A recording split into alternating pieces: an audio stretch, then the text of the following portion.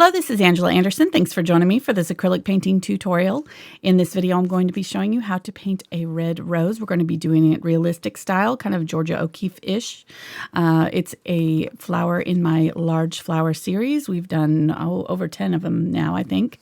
So if you're interested in that, you can click on after the show and check the other ones out. But I'm really excited about doing the red rose today for you. I'll show you step by step how to do it from start to finish. Got my husband Mark with me. Hey there, everybody. He's man in chat for our live show, so if you've got questions, you can ask those while I'm painting, and I will try to answer them. Let's get started. All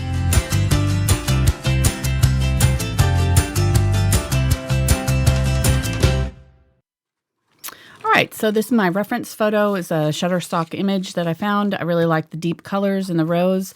It's a little washed out here in my printing that I did, but I've pre-sketched it on a 12 by 12 inch Pro Plein Air paint board. Sorry, that was mixed.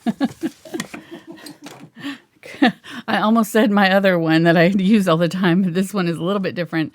It is the Plein Air mixed media board. So very, very smooth surface. So it'll make the blending a lot easier. It's Fredrix. They are our canvas sponsor. So thank you to them for providing our canvas. Yeah, you need to like a little sound effects.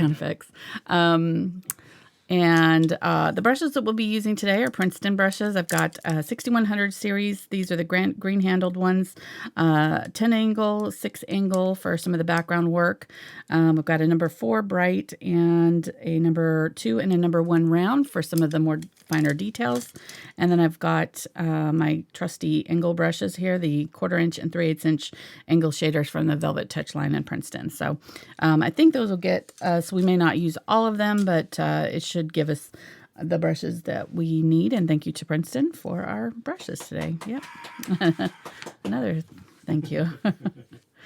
All right. So go ahead and pop up the picture there. Let's go over our colors really quick. Got titanium white, unbleached titanium, zinc white, Quinacridone Magenta, Cadmium Red Medium, Cadmium Red Light, yellow oxide, phthalo green yellow shade, Ultramarine Blue, Dioxazine Purple, Burnt Sienna, and Carbon Black.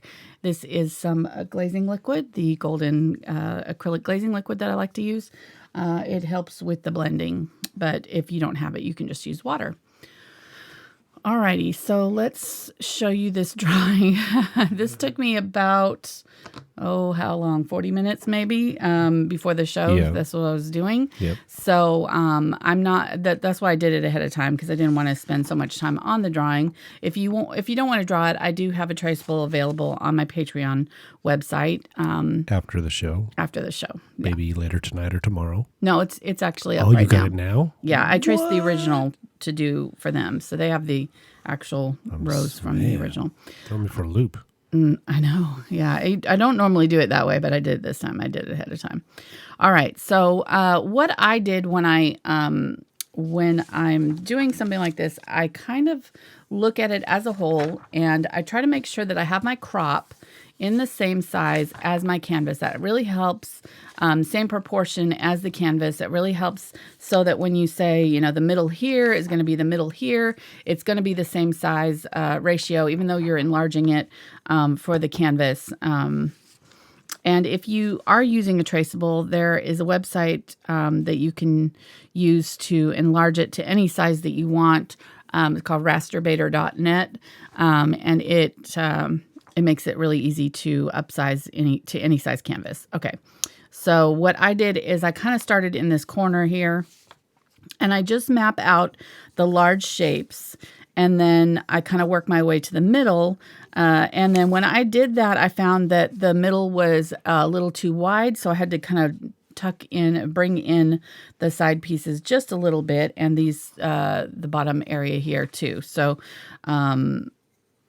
let's just get started here. So at the top here, there is this, what you can do is kind of figure out where the center is going to be. So here's our center. Our center of our rose is going to be just above that. So if you kind of do sort of a rough circle where that's going to be, the rose is kind of in this sort of shape here. You'll notice that all of these lines here are kind of rounding out into where the stem is going to be. I don't know why I'm talking about that because it's kind of a complicated drawing. So we're just going to start on it. That's all I'm saying. You're going to have this. Well, I'm just trying to tell you things that might help you so that when you're, doing it ahead of time, if you're going to be drawing it from scratch, that what I do is I check against one another, like check the borders and check to make sure that my sizes are staying the same size. So I'm going to do like that. And then this piece here is going to cut off a little bit of that. And it's going to come up higher like that. And then it comes down. And then this is actually a broken piece of petal right here. This is actually normally would kind of come all the way across like that. But it's kind of cut into a piece right here. And then this one curves out and then dips back up. And then in. Okay, so there's our first kind of border area. This one is about at the quarter mark. So if you kind of just check your angles here. This one is right on the third. So if you check that, you should have this point right on the third there. And then this one is going to be just a bit higher than where this one ends. So this one's coming just a little bit lower than where this one is if you measure across, right? All right, so then let's do the one below it. So this one is coming in like this, out to a point and coming down, angling back out to a sharp point right here, and angling back in. And this sharp point is right smack dab on the middle. So if you just find your center of your canvas, it makes it really easy. And then comes in and then back in this way. And this is just about on the quarter. So if you are really kind of more on the third. So the bottom of this right here is going to kind of start to join the flower right on the third. So it's right down in here. Okay. Then this just continues to angle in. And you can stop at any point. I usually just kind of do a light outline first, like I said, and try to kind of figure out my sizes and kind of where I'm generally placing everything. And then I go back in and I firm up and change and move things around a little bit. But at least that helps me get a general idea of the sizing of everything. So this petal here cuts off these two here. And curves in like this. Right? And if you just kind of keep that sort of cupping idea, it's kind of, all of these petals are going to pull back down into this center part here where the stem is coming up. I'll go ahead and put that in right now. Okay, let's do this outside petal here. So just below this, there's going to be kind of you're seeing a little bit of the inside of this flower, this kind of petal sort of, it doesn't continue, but you kind of see the backside of this petal, which is just outside this one. So it curves in like this, and then this one curves up and out. And it doesn't go quite as far out as this one. If you kind of did an angle from this point in, you would get this angle right there, right? And it's pointing to, it is not quite on the quarter, but almost on the quarter there. Okay. Then it pokes up, back around. There's this little dip thing, and then goes almost straight across, and then right about on the quarter here, it's going to end Come up just a little bit, and then it's going to curve around this way. And then this goes all the way. This is actually folded down like this. And this one is folded down this way. But you're seeing the inside of it kind of curving up like this a little bit.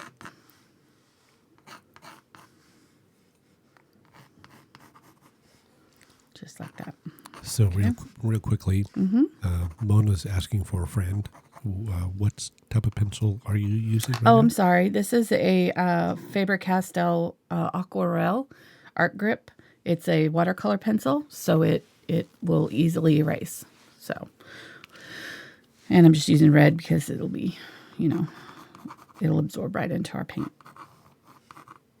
Okay, so this little part curves around like this and points down right there. Doesn't quite meet up with that, but almost. And then it comes back up and goes on an angle up towards this spot right here. So this spot curves around and it pretty much does almost a straight line right there. And then this line comes in like that. This one here, just on the inside here, points up, just inside where that one breaks, right there, and then curves around right here and in. And then this one, if you want to do the inside of this one, it's kind of narrow lip. This part is rolled as well. It's going to be rolling down this way. And you're seeing the inside of this, and there's a little shadow right there. Okay. There's a really dark shadow right in here where these two meet up. And then this piece here is just the inside of this petal that you're seeing a little bit of. And this is so dark you really can't see, but this is going to kind of come down like this, I think. There is going to be, like, if you continued this line here and this line here, you're seeing where each individual petal is getting a little closer to the middle. So you want this to be a little bit wider than this part. And same here, this a little bit wider than this. All right, so then this piece here is coming up, this petal. And then you're seeing the lip of it turn down right there. Kind of curves around and then it wiggles up there and then comes to a sharp point right here, maybe a little higher there, and then back in, and it's going to point in towards here. You're not seeing this because this is all really dark here. It's actually going to continue around here and wrap around like that. And then you're seeing this little part of it. This is the rolled piece again. These are all rolling over on itself. Am I going too fast or is this okay? Not for me. Okay. I'm keeping up. All right. Then the next part is going to be coming up here. Actually, let me go ahead and do this little bit out here first. So this one is going to curve in like this, and tuck out, and then back in, and then curve in like that. And then there's just a little bit of that showing right there. So that's the whole outline there. Let's do the leaf there, and then a leaf here.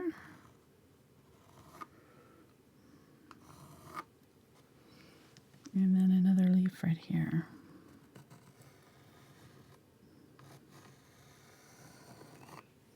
Like that. Okay.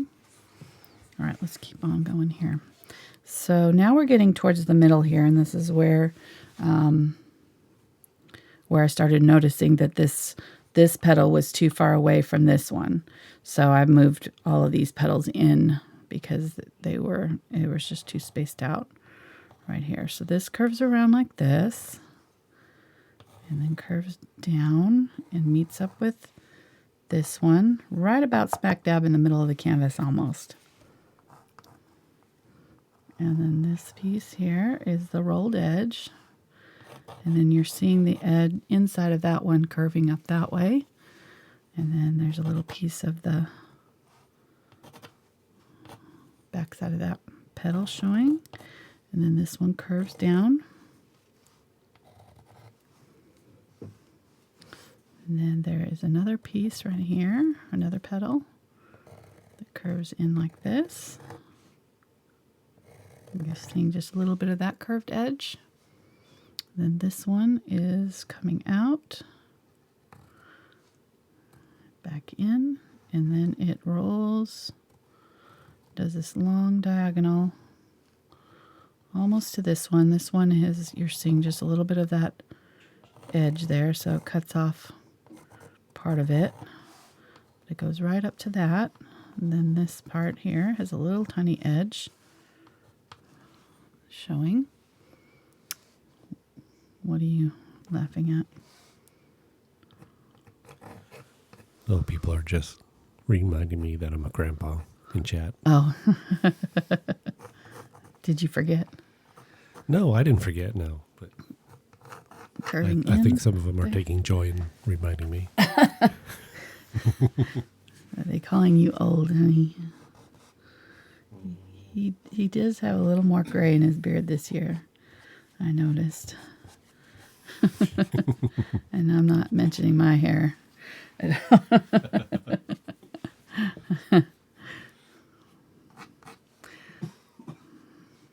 Yes, we were supposed to do this last weekend, and we were in Mississippi to see our grandbaby be born, so he got priority over the painting. He got priority over the world. He did. So, just saying. It's pretty much going to be the way it goes from now on, I think. Y'all are second Rocking place. our world. All right, so overlapping this piece kind of overlaps this way, and then this one goes behind it right there, and then there's another little one that dips out like that and back in. And you're seeing the back side of it a little bit right here. And then this one curves in this way. And there. And then this one is right in here. There's a little petal right here. Like that. And as you get in closer, you're just getting tighter and tighter into this little spiral. And then this middle part is just like this little flat oval right there. And then there's a piece that comes out like that and joins up with this. And another little piece right there. And then another petal right there. And we're done. Okay. Not too bad. Definitely just kind of takes some time to, you know, find all your pieces and just make sure that you're, you know, this piece makes sense against this piece, and just kind of checking your angles and making sure that, you know, I always just kind of go back and say, okay, this one is about the same height as that. And, you know, so then I can bring that up a little bit if it's not matching up. And that way, you know, kind of know that I'm getting my proportions right. All right, let's get going on this. It's going to take a while, so we're going to get cracking. I think I'm going to go ahead and do the background really quick, and that way we will have that out of the way. So I'm going to grab some phthalo green. You could have done the background first with maybe I thought about doing like a yellow oxide, probably would have been pretty.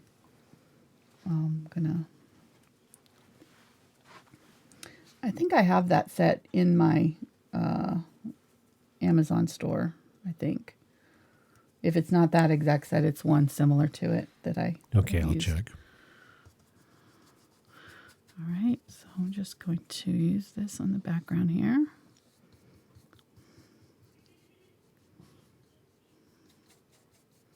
Spend Spencer's making a lot of noise in his room today. So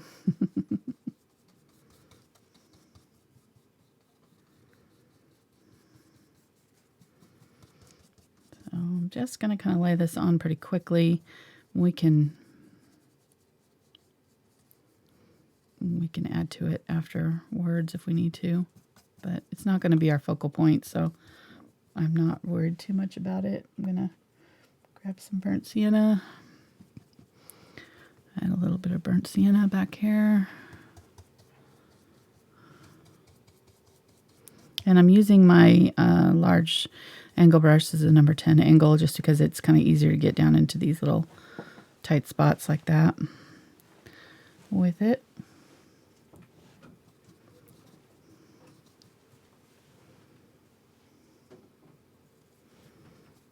Some white there. There we go. Mark's shushing Spencer in his room now.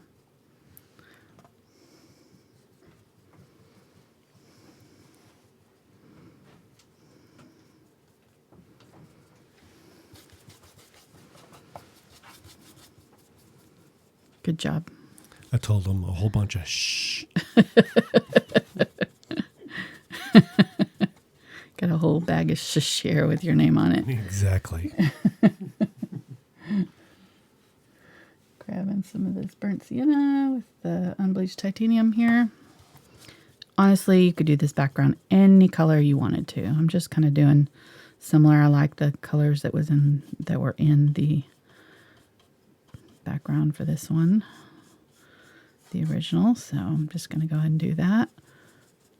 Some of my other large flower series, I've done solid colors. So if you're going to be hanging it with other paintings, you might choose a color that complements the other ones that you already have. So if this color doesn't work for you, you can always change it to something else. So you're mixing in a glazing liquid with that a little Yeah, bit? it's got a little glazing liquid in it just to kind of help give it a little time to work. Okay. And then somebody asked way earlier when you were tracing, what would be the best large flower in your series to start with? I think that red poppy, which was the very first one that we did, was really, really good for starting. It was easy, and I've seen a lot of really good results from it. So that's probably the one. That's the one I usually recommend for people to start with. And it seems like it's worked out well for a lot of people. So It reminds me of that line from Wizard of Oz. Puppies. I don't know why. And then also the World War I Museum there in Kansas City. Oh, that was cool. Yeah, if you're ever in Kansas City and you get the chance, go to the World War I Museum. It's got really a tank. Something. It's got lots of tanks, and it's also got like a whole floor that's clear plexiglass, and you walk in and you're walking over the top of a field of poppies. It's really cool. A cool effect. So you're looking down and there's a poppy field under your feet through the glass. Which was a symbol for that remembrance or whatever, the war. And I think that's why I painted it the first time. I painted it around that time of year. Veterans Day here. I think it's called Remembrance Day in other parts of the world. Let's grab some more white here. Down here is a little bit more white. Almost done.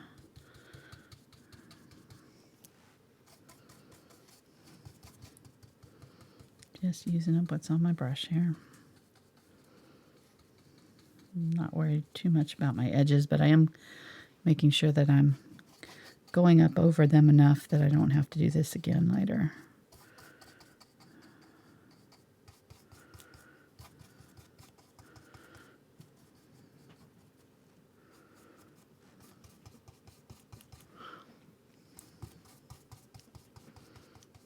Just going to go over the top of that stem there.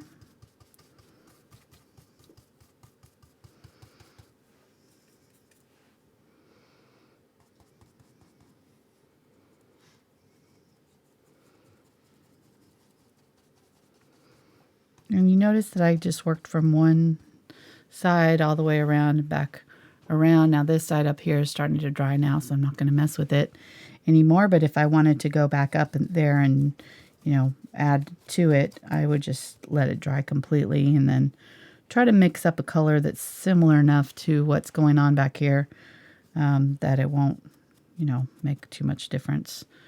And then just kind of blend it in a little bit, blend those edges out. This kind of one is pretty easy because got water on it there, darn it. I know. Rookie. Yeah. Okay, there we go. There we go. I don't know what I was saying. Flowers, painting, colors. Yeah, I don't know. It's all right. Art stuff. 2 fingers width. I don't think that was what it was. Lower third. I don't know. All right, so let's get going on our flower here. So the rose that I chose here is quite, is kind of almost like a burgundy color. So, my reference photo out here. So I want to go a little bit darker, so I'm going to add the quinacridone with this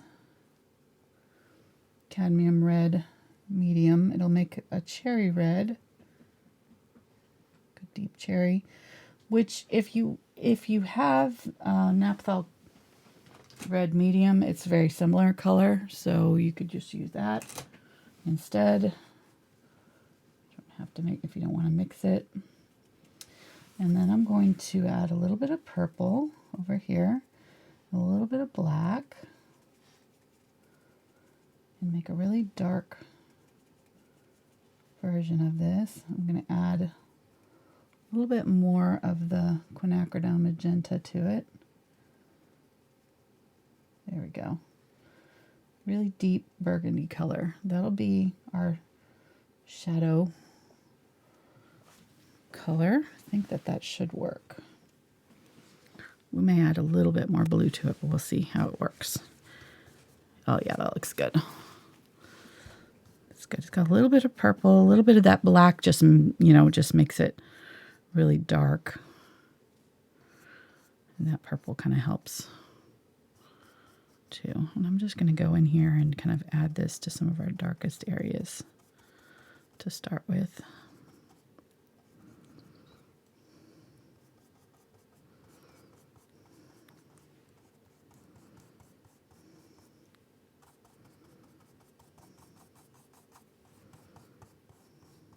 And I'm using the little bit smaller. This is the number 6 angle of the 6100 series.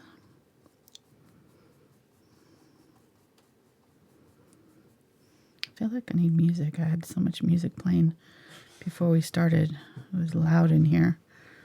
It's so quiet all of a sudden. I need to loan you my earbuds. Yeah, So I've done that. music. I have done that before. I've done that during a long art chat once. I don't do it anymore though, because then I tend to sing. So I can sing to you if you want me to. it's okay. Wow. Thank you for the offer there, honey. It was generous. Mm-hmm. All right. I'm going to go back in here now and we'll go right up next to that dark with a little bit of of the Quinacridone Magenta. I've still got the red on my brush here too, that kind of more cherry red color, but just going to add that back down into that dark area and blend that in just a little bit. And then grab some of that brighter red for the edge right here. Really, you could start at the top if you wanted to. I'm living dangerously here because I'm going to be going over the... Probably put my hand in this later.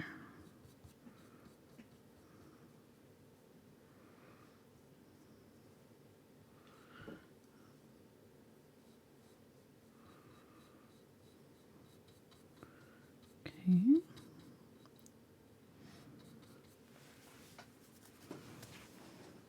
And then I'm going to do my brush strokes in the direction that this is rolling. So I'm going to get a little bit of that dark and just start from the dark and kind of roll down.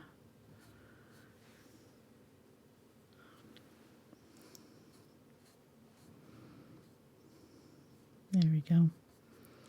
Now, if that's dry all the way, you can just let it dry completely and come back and do this later. Because we did put that.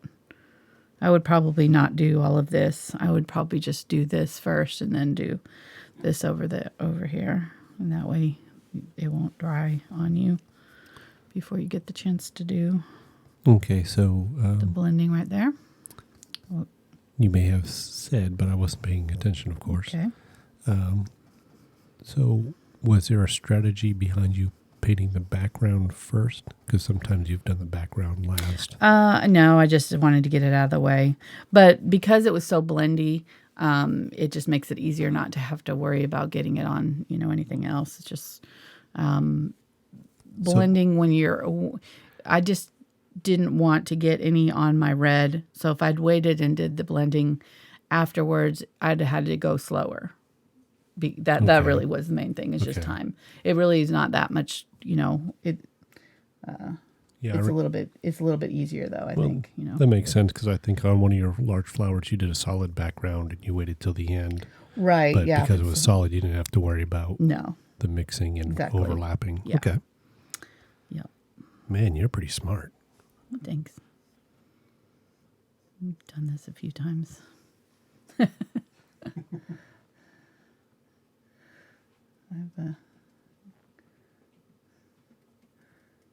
gotten myself into all kinds of predicaments. Okay, going to Unbleached Titanium here. I'm just lightening up just a little bit for this inner part here. I still want it dark, but I want it just a little bit lighter so that I can tell that there's a difference between these two. And one thing that I did last night, I didn't take, I should have, let me see if I have it. I don't think it's on. Never mind. I did it in black and white so that I could see the values difference. So that's really helpful if you are, especially if you're having trouble, seeing your values differences in a painting. If you will, and values are just the dark and light. That's all that means. Just a fancy way of saying, the contrast between the darks and the lights.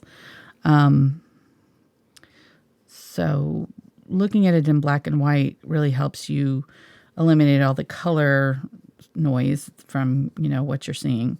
And you just will see that, the actual values of what it is you're trying to paint. And it'll make it a little bit easier to work. All right, going to grab a little bit lighter and just do a little bit of light color right there. Probably not quite light enough, but we'll be adding more lighter later. I'm going to add a little bit of the light color right on top of there. It's starting to get a little sticky, so I don't want to do too much. That our first layer is starting to dry, so I'm going to go ahead and just work down here.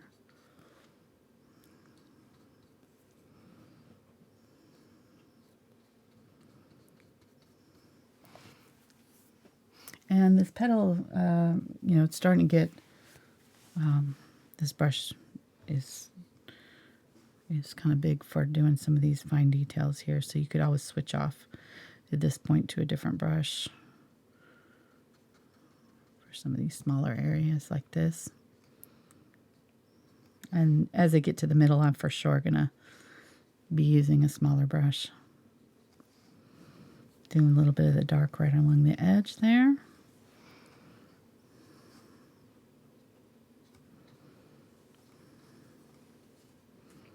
and pulling up. So this petal is curving down this way. I'm just trying to get that angle. As I'm putting these petals in, I'm always going to try to be aware of the direction that the flower is growing so that I'm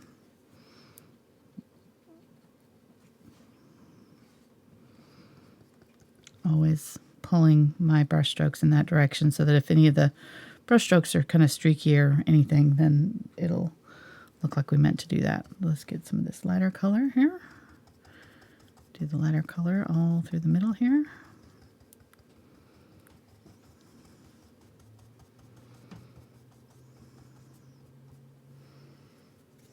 I'm going to grab a little bit of the Cadmium Red Light.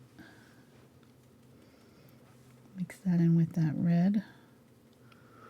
Do just a little bit of it right in here. Just a little bit of that almost orangey color right there.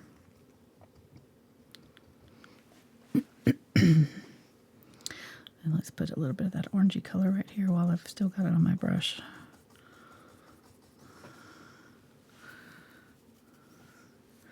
All right, I'm going to wipe my brush off. I'm going to go ahead and clean it out.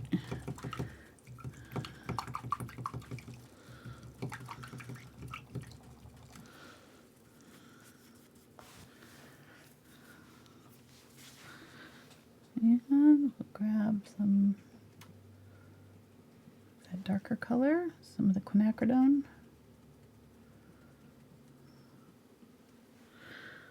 Use that over here.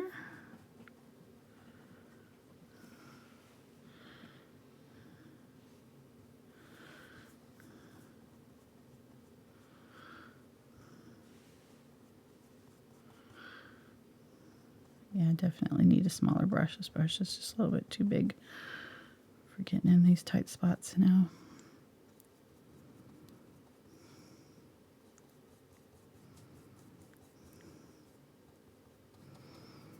I'll just use up what's on my brush here.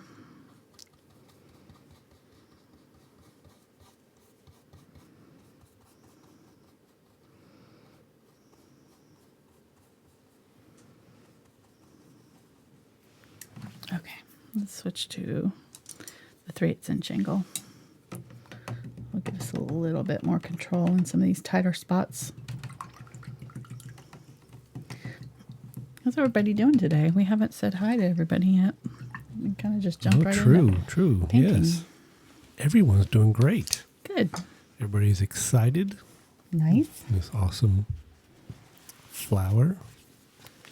I know.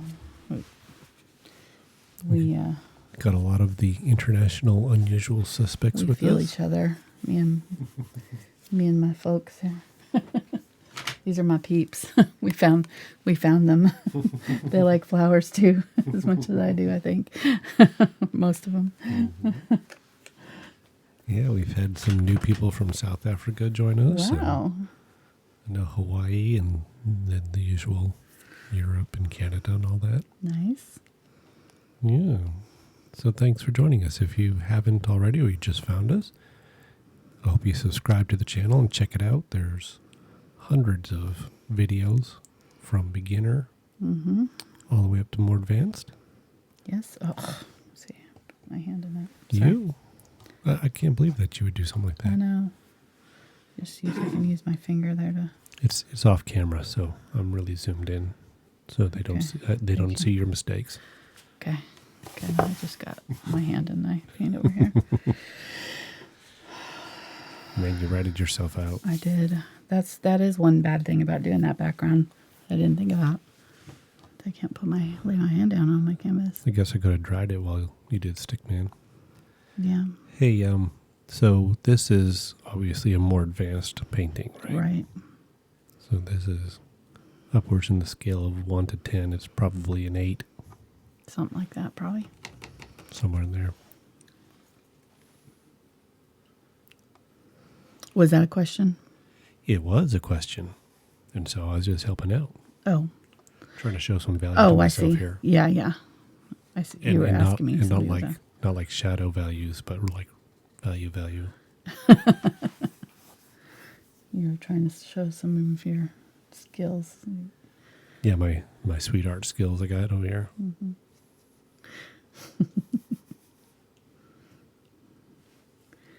All right. I kind of made a mess of this.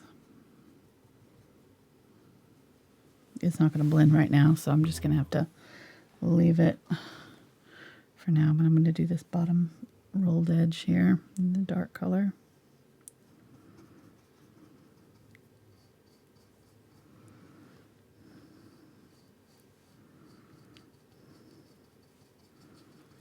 All right. Paint Whisperer, they want to know, how do you keep your paints from drying out? Well, I spray them. And, you know, also put out a little bit more than I think I need. And that way I have a little bit of extra time to work my paint. The mixed colors are going to dry a lot faster than the ones sitting over here in the puddle. And if you pull from just one side, it helps keep the rest of it from drying out. The more you mess with it, the faster it's going to dry out. So I only pull from one side of the paint puddle while I'm working, for the most part, unless it's getting low and I need, you know, some. But well, maybe someday we'll show people you talking to your paints prior to the show. You know, the Paint Whisperer just I do not telling them to behave, and if they want to be used during the show, they need to. You better shape up. Show they're worthy. Mm-hmm.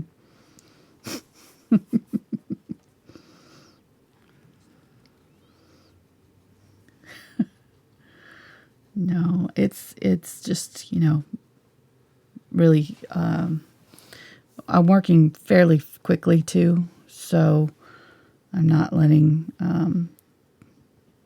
the paints have time to dry out before I'm using them too, which helps, you know.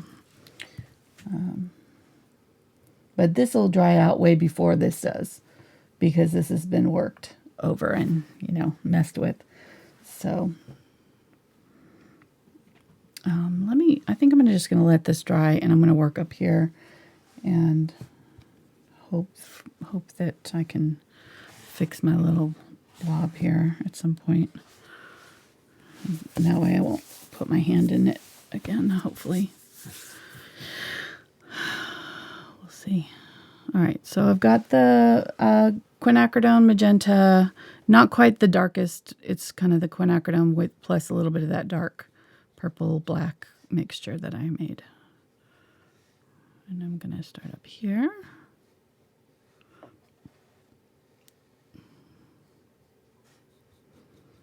And I lay down the paint fairly thick at first when I'm blending like this with these heavy body acrylics. So kind of lay it down sort of thickly. Start at the edge where I want a clean edge, and then I pull down and sort of leave a little bit of this thicker paint right in here, and then grab my next color, which is some of that red, and I'm going to come up this way and blend that out. It's going to pick up some of that thick color. I'm going just up underneath where I want the blend to happen, and that way I don't cover up all my dark color too quickly. So I'm just going to come just below where I want to blend and lay the new color on, and then pull it up into the still wet paint, and it will blend together. And I'm working fairly quickly, because what happened down here is I was messing around and I laid the color down too early, and then I didn't come back in and blend it in, so it didn't blend well right in here. So I'm going to have to go back over and do that again, because that light orangey layer dried before I was able to get the next layer on, because I switched brushes. And just in that little time between putting the color on and switching brushes, it dried on me too much to actually blend with it. So, and I'm talking here and it's going to do the same thing to me up here. So I need to work here.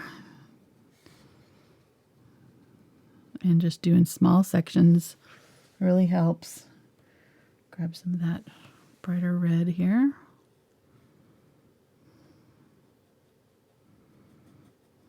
Try to work that edge while it's wet.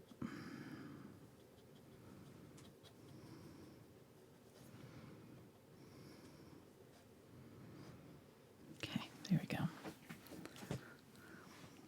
And we're not, we're not doing the highlight colors yet, so we'll go back in and highlight these. So these aren't going to be quite the right value quite yet. We're going a little bit darker than they're going to end up. We're going to add our lighter colors on top.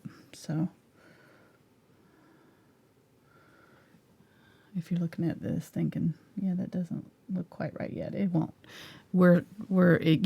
Especially with acrylics, it's a process of laying down the colors in layers. And so this is just our very first layer.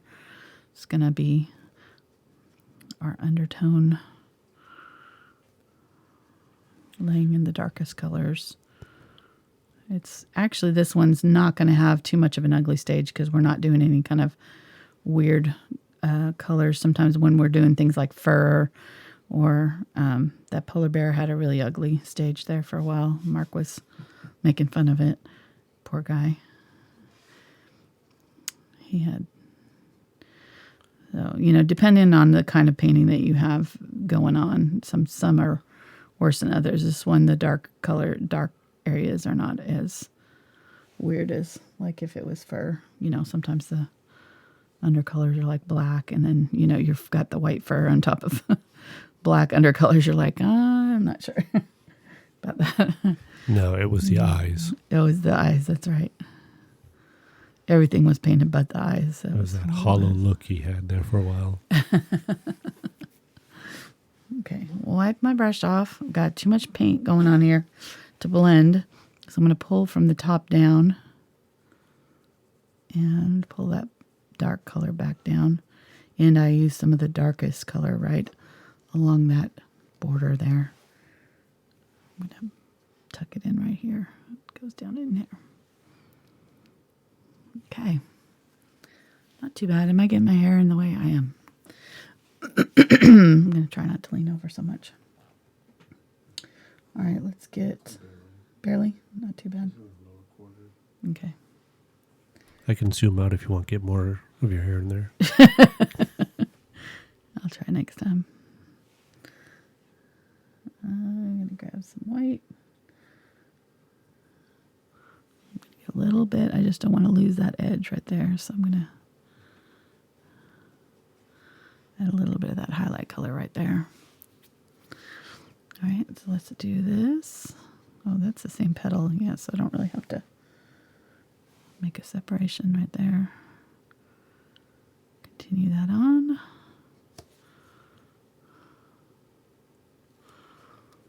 This actually comes up a little bit more right there.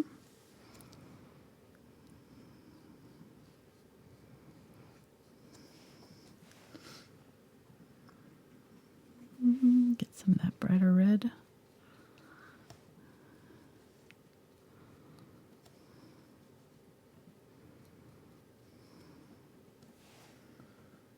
Some of the darker color right in here.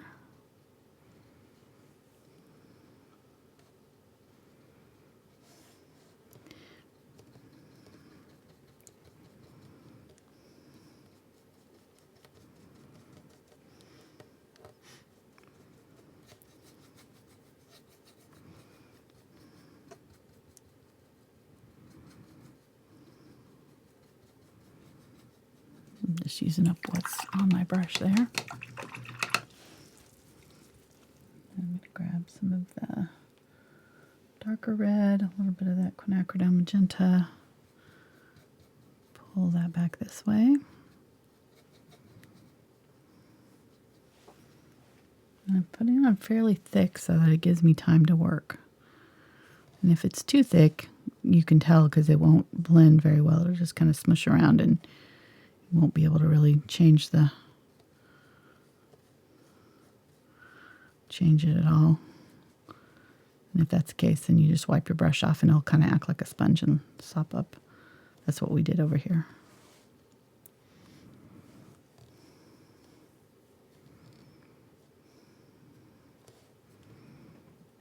Okay.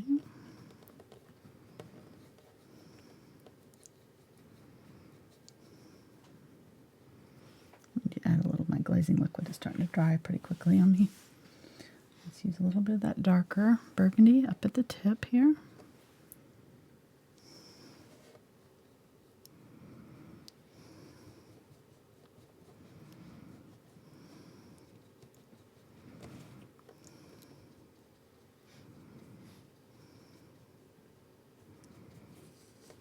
It's just kind of a methodical.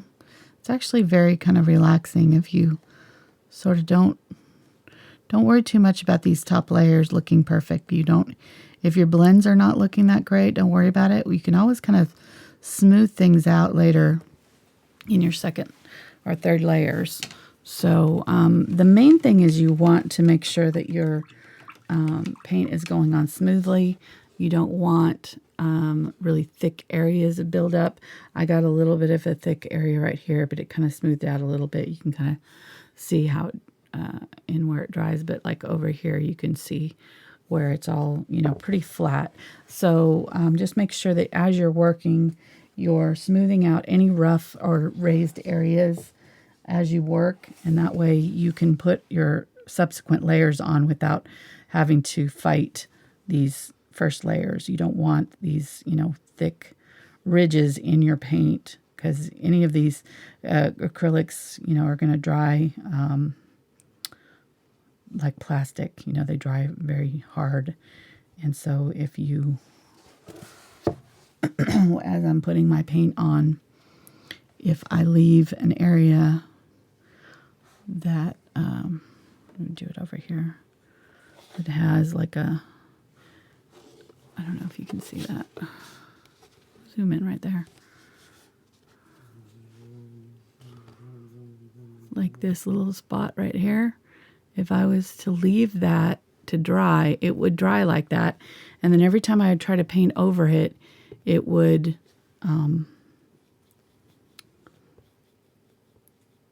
catch on my other colors. So it's just better to kind of smooth it out as you work. Yeah, okay. Sorry.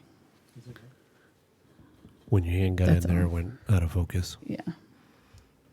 Can you paint without your hand? Hmm? Can you paint without your hand on camera? No? Okay. Probably not. Put my hand out of the way. Okay, using some of that darker red with, laid down the dark red, making sure that I've got all those edges blended out really well before I add my next color in. So, how are you liking this canvas? I like it. It's very smooth. It's a really nice texture. I've used these before for the flowers, and they always work out really well. The one thing that I noticed, though, is that if you do touch it while it's drying, it lifts straight off. Like, it's not very forgiving that way, so you really have to be careful when the paint is wet not to touch it, because it will just come right off the canvas. There's not since there's not a lot of texture, there's nothing for that paint to grab onto as much. There is, there's obviously some texture, but it's not as much as like a really thicker. A lot of the discount canvases have really highly textured surfaces, which they're fine for most things, but for something like this where you're wanting to do a lot of blending, I would definitely invest in a little bit smoother canvas, or even do it on paper. If you're practicing, you could do it on your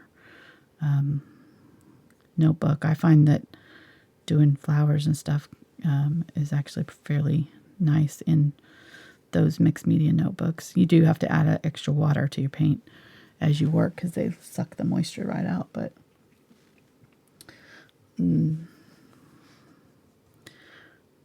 yeah, so yeah, I like it a lot. I'll definitely be ordering some more. I did the portrait of the woman on the more textured canvas that we did last year, and I was really regretting not doing it on this because I think it would have been a whole lot easier on the smoother canvas. This is mostly Quinacridone Magenta here that I'm using.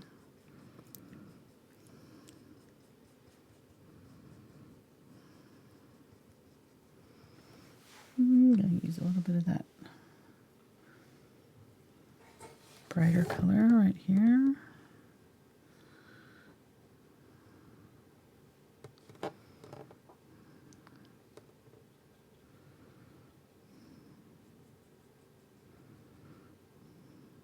It's just white mixed in with that quinacridone color. And then, there we go.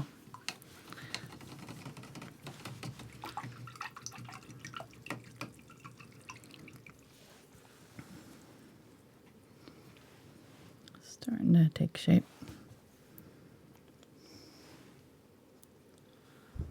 So does a linen stretched canvas give the same smoothness?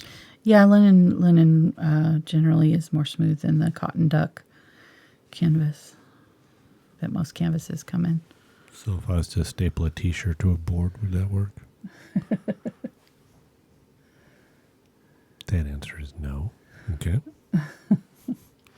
She's not acknowledging the question. Hint taken.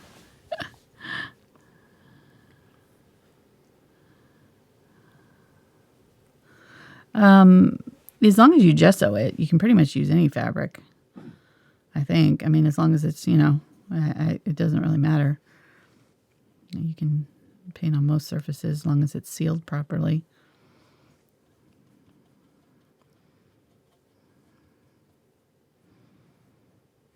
You just don't want anything that's going to biodegrade too much. So, okay, so did the dark, lighter color up there. You can see the contrast a little bit. This is dry now, so I'm going to go ahead and add a little bit of this lighter red up here. Whoop.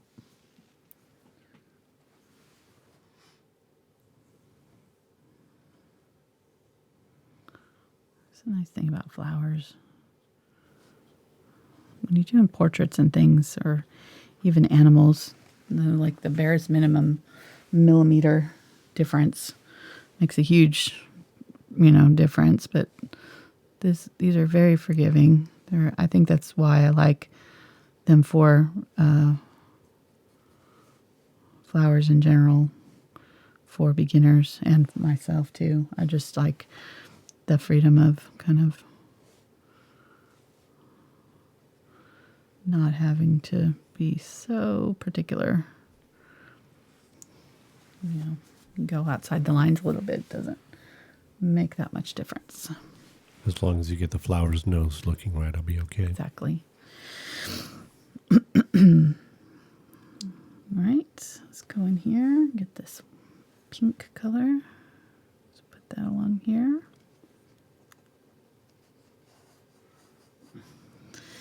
And I'm using small brush strokes to fill in. I'm using this flat edge to do my lines.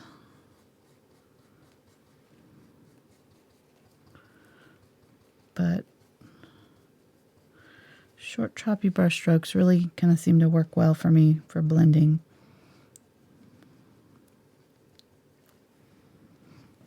So the more you paint, the more you'll develop your own kind of style that works for you. You can use different brushes, whatever works best for you. It doesn't have to be the same exact way I'm doing it. I just like to share my techniques for, how I approach painting in my videos, but there's so many different ways of doing it. Some of them probably easier or better than what I'm doing. But this kind of helps to see, I think.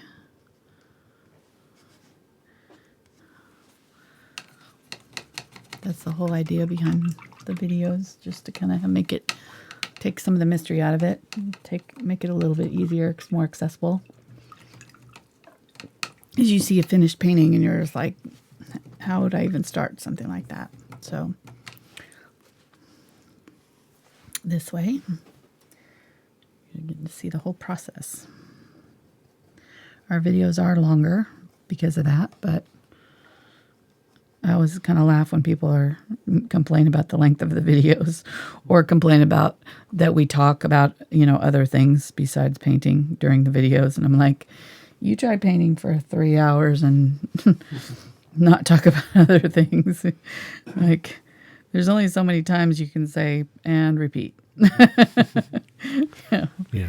And do this and keep going. So I'm adding, this is the second layer here, and you can see how much it smoothed out that first layer that was a little bit blotchy.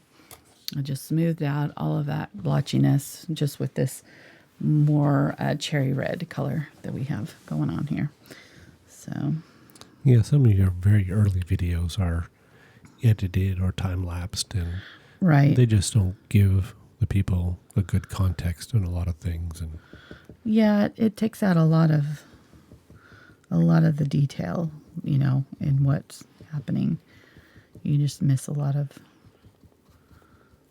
stuff. So when it's sped up.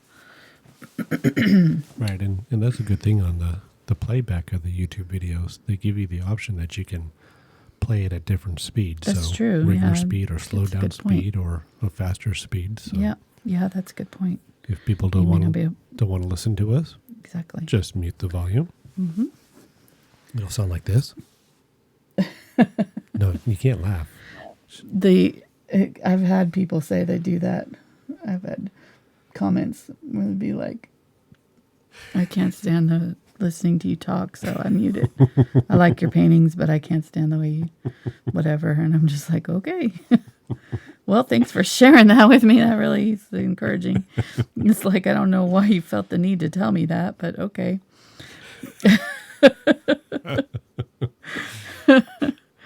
Seldom is heard an encouraging word. Oh no, we get a lot of sweet comments. No, we do. I don't want to make it sound like we don't. It just always cracks me up when people like share TMI. You're just like, I really didn't need to know that thing, but thanks. Yeah. They must be a real blast at parties.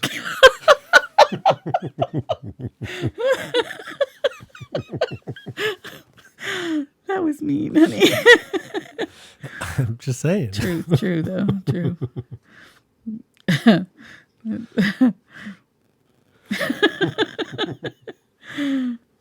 I'm thinking of that Saturday Night Live skit where the lady was like, Debbie Downer. Yeah. You were just starting to feel good about things, but we're just going to slam that door shut right there. Just make sure you don't feel too good about yourself. Right, exactly. I do like your paintings, but your husband talks too much. Yeah. Those are my favorite. You get a lot of those comments. I deleted somebody left a comment like that the other day. Very annoying. And I was like, and you're gone. Yeah. Thanks for that, but I like when we get new people in chat, they're like, who's that guy talking? He is my sidekick, and I could not do this without him. So if we want to do these live shows and continue to do them, you're just going to have to put up with it. Sorry, guys. Mark is the stress relief and the technical support, emotional. He's my emotional support dog. animal. I could take him on planes and everything. She can take me to art galleries. Exactly. I get a special harness out of it. He's got a little vest that I make him wear. Oh, I'm sorry. We'll crack ourselves up. Okay. Let's get back to actually explaining what I'm doing here. Back to art. The police are getting anxious here. Huh? The art police are getting anxious. Yeah, I know. Oh, that was good. That was funny. Hey, will you, while I'm thinking about it, will you wash these out? Because these are brand new and I don't want them to dry, and they're going to dry with paint on them. If I was doing this on my own, I would just stop right now and go paint or clean those out really, really well. You don't want to leave them in your water for 2 hours because they'll crack the handles. What happens is the wood inside is touching the metal part. You know, there was wood up in here that the metal is crimped to, and it soaks down through the bristles and into the wood, and then that wood expands, you know, with the water. It absorbs the water and it cracks the paint on your handles. And so I have tons of brushes that I've ruined that way. So you really only want to leave them in the water for maybe a half an hour max, and that's probably even too much time. So if you're going to be continuing to paint a long painting like this, and you've used a couple brushes, you know, that are sitting off the side, either every now and then I dip them into the water to get them moist again, just to keep them moist before I can clean them. But even if they look clean and you've really rinsed them out really well in your water, if you have not soaped them up and really scrubbed that paint down into, or the soap down into this metal part, that's where the paint gets trapped. And even if they look clean, they're not. There will be paint down in here. And if you let it dry in your brush, you will ruin your brush. And it's really difficult to get a brush back after you've done that. So get it, you know, reconditioned after it's been damaged like that. And there's paint dried down in the ferrule. You can kind of soak it. There's certain things that you can soak, but I've never really had much luck with getting a brush to bounce back after I've ruined one. So, all right. So I'm mixing up some more of this cherry red because this is all dry now. Let me just find another spot over here to mix up some of that bright red. I'm going to try to keep it in a smaller area so it'll last a little bit longer for me.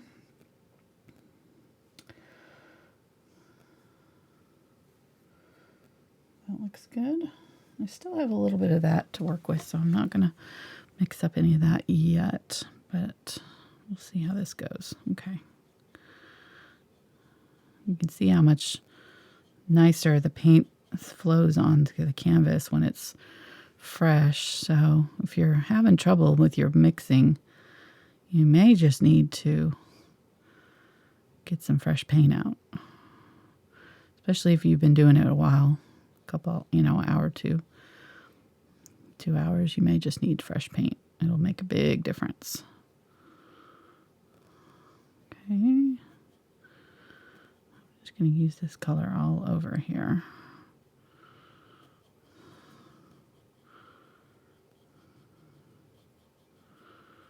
This one's going to be one of the biggest petals that we do, so we're just going to have to kind of work in sections.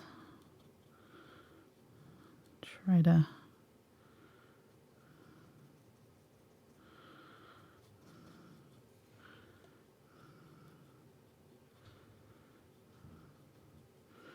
work it out. Okay, so I'm going to wipe my brush clean now. Grab that dark color. This area is really, really dark down in here, so I'm going to get that really dark color in here. I left a little bit of a thick bit of paint right there. So I want to get this dark down really fast, if I can, into that corner. Thank you, honey. You're welcome. Go right up next to that, and now I'm going to wipe my brush off and use that kind of dry brush-ish to pull that color out into that wet red. And if I've put enough paint down, it should blend fairly well for me. I'm going to get some down in here too.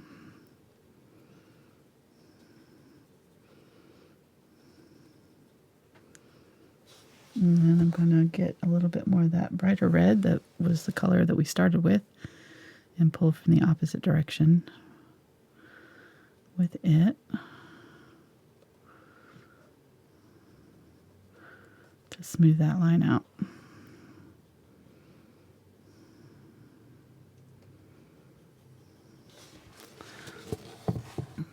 All right. Grab a little bit of that color for down in here. Now this up here is starting to dry already, so I need to be careful. I'm going to grab some of that red and pull down. And I'm just going to have to call that good enough for the first layer because it's not going to blend very well for me at first here. Just got such a big area to cover. Okay, that's good enough. Clean that off. It's starting to look pretty good. It's starting to come together a little bit. It's pretty colors. I think we got the colors just about right, so that's good. It's always kind of the tricky part, making sure you get those colors just right. Grab some of my Quinacridone Magenta here. And come in here with that.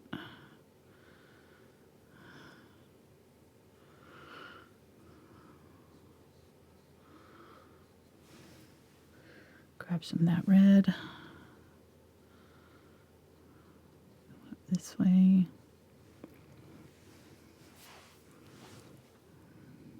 This area here is almost bright red, just pure bright red right there. And starting to get down toward the middle section here. And then I'm going to grab that darker color.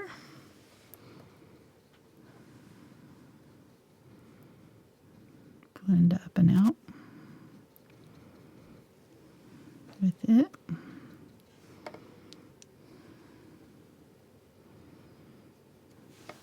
And this area in here is really, really dark, right in here. What? A little louder? Okay. Sorry. I'm getting in my zen mode. All right, let's do some of this dark color right in here too. While I got it on my brush.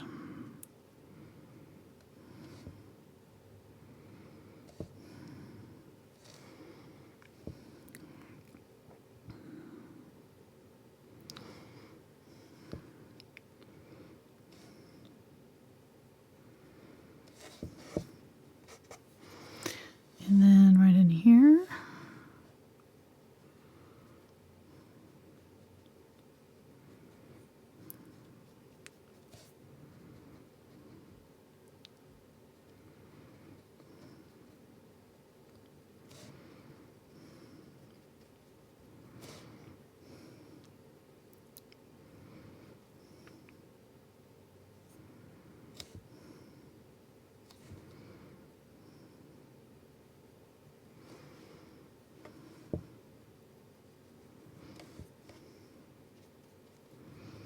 And here I just want to make sure that I'm getting, if I have to stop and leave a rough edge before I can come back to it and blend it out, I want to make sure that I'm kind of feathering it out so that I don't have a really dark or hard edge there to fight with later.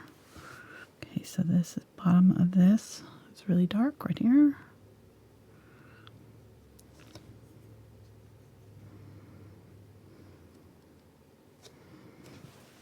I'm going to grab some black. This area here is almost pure black right here.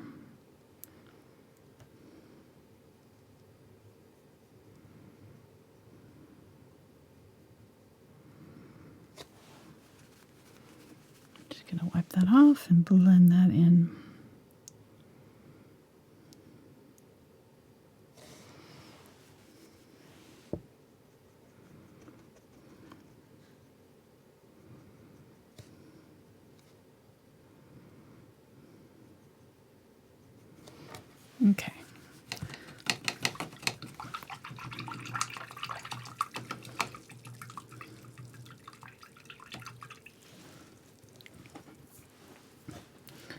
go ahead and get some Quinacridone Magenta here, some of this, a little bit of that darker color, and I'm just going to try to fill that in really quickly while it's wet-ish.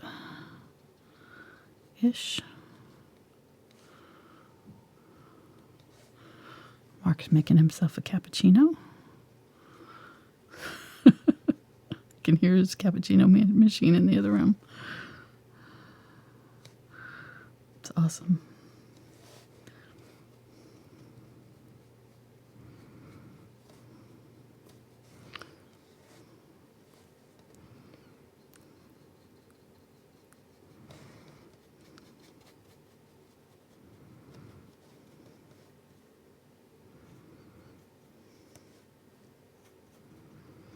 Okay.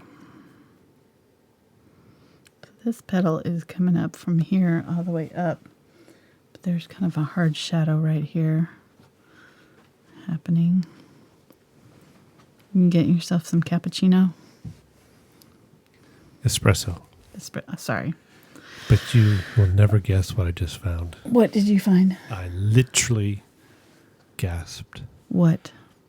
Another box of C's. Candy. I knew there was one in there. I knew it. I thought we had finished the last one off, but no, it was there.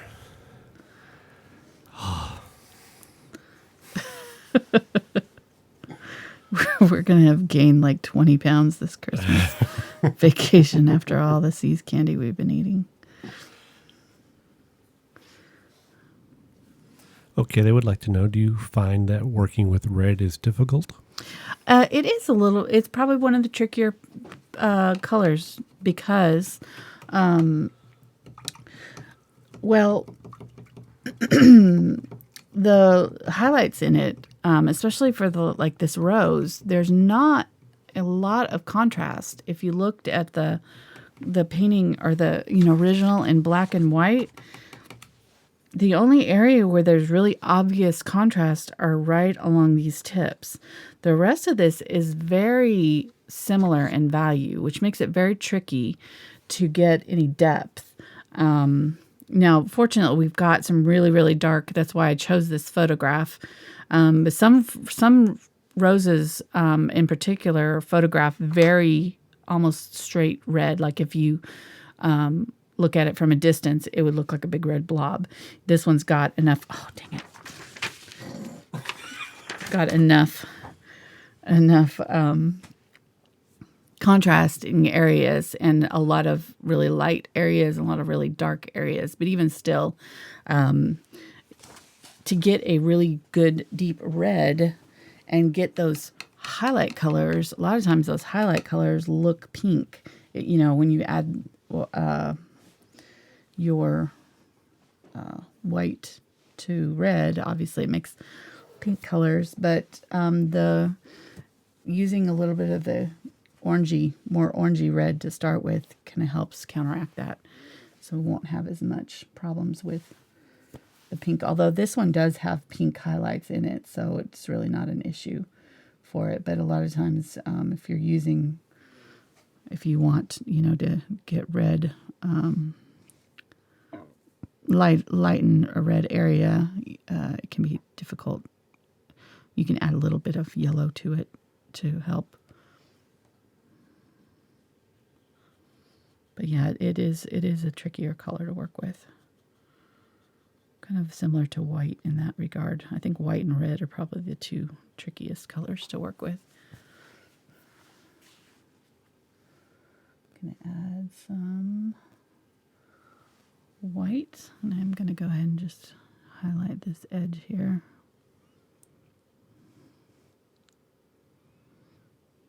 So I can see it. I'll wipe that off and just kind of lightly tap over that edge to kind of blend it in a little bit.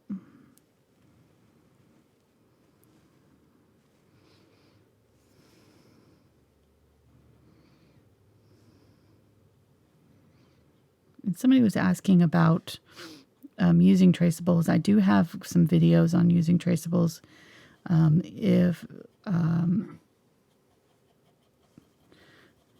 If you need to, figure out how to use one, There's a video called feather drawing video, my feather drawing video, where I draw it and then I show you how to trace it onto the canvas. So,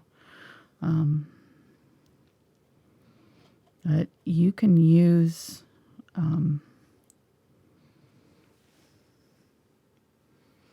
that website that I mentioned, rasterbaiter.net, and upsize it to any size. So if you're doing this on a really huge canvas, you could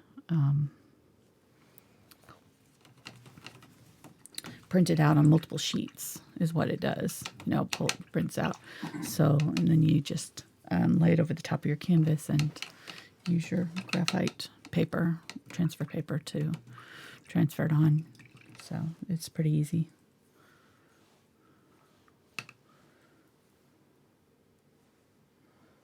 All right, grabbing some of that dark color right in here. Getting close to our center.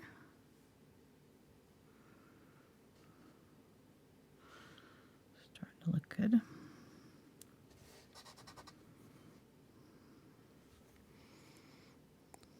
They wanted to know, do the fluid acrylics blend easier than the heavy bodies? I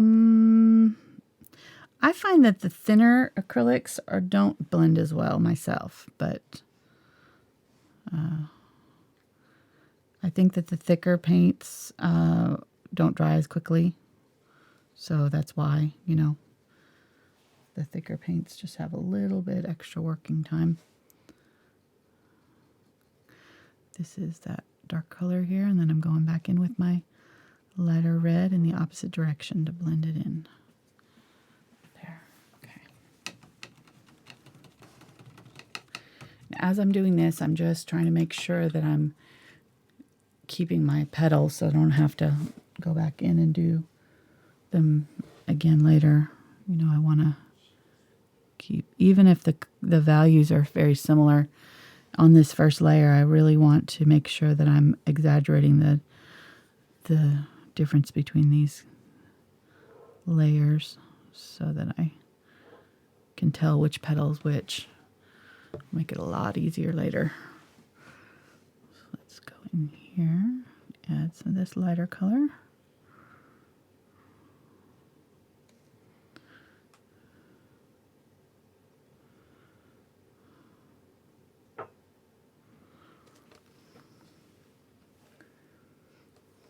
Grabbing some of that red, tap it over the top.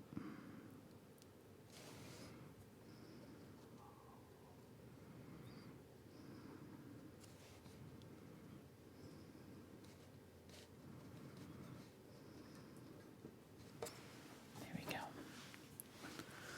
This didn't really blend very much right there, so I'm going to get some of that quinacridone here now that that's dry and kind of try to blend that out a little bit better right there.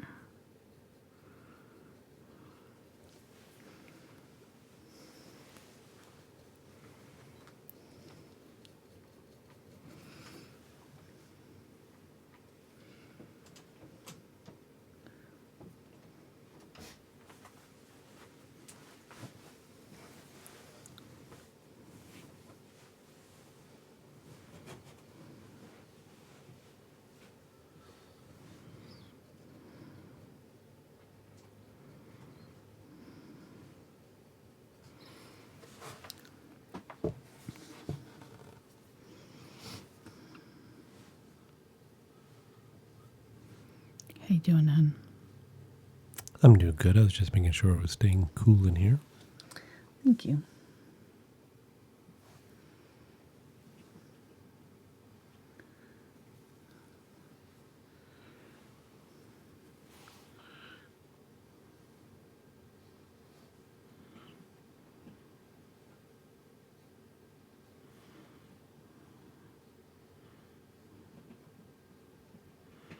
All right, so using a little bit of that Quinacridone Magenta, I'm just trying to get rid of that hard edge that's right there. May have to do it a couple of times. That's dry, so let's add a little bit more of this magenta in here. You're still on your 3/8 angle, right? Yeah.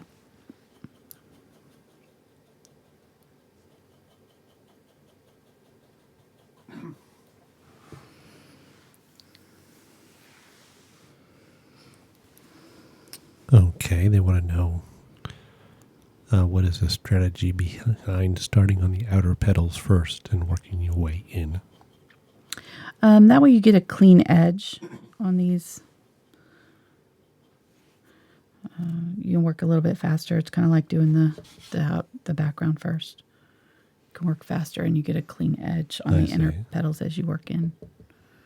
So it's like working the background first and working your way in. Mm-hmm. Yep. And I do that with a landscape or any kind of other painting too. I always do the background first and then work your way to the middle. You know, you don't want to, do heavy detail on something and then have to paint around it, really detailed background. I'm not like going in and painting my tree and tree branches and tree limbs and then trying to paint the sunset behind it. It'd just be impossible. So, this is a smaller version of that, but it's basically the same concept. You just want to do your background first, which is, in this case, these back petals first, and then work towards the center. Work towards your top layers.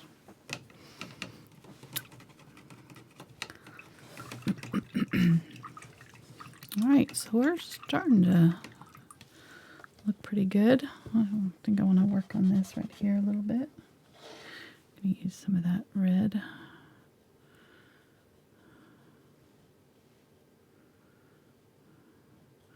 And if you notice that you've got, especially on a more textured canvas than I'm using, you will notice that you'll have these little white spots on the canvas. After you put down your first layers, there's a little bit of it down in here. You can go ahead and zoom in there, and I'll zoom in real tight right down there. You can see the little white spots right in here. Can you see that? So the easiest way to fix that is to grab some of that color, whatever it is, and add water to it. You don't have to put another heavy layer on. Just add this watery layer in there. What it does is it seeps down in those little cracks and it'll fill in any of those gaps.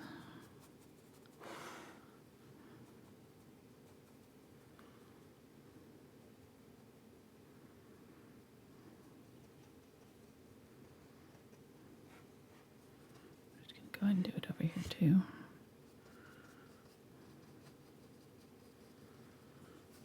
I think we'll just stay this zoomed in for the rest of the show. Okay.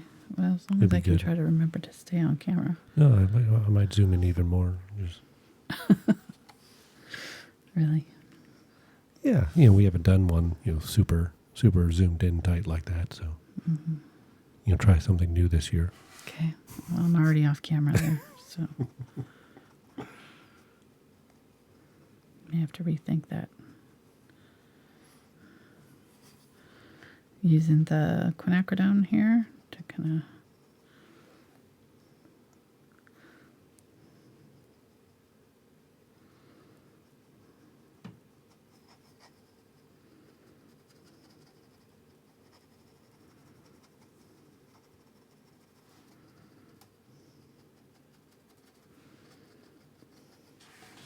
of okay.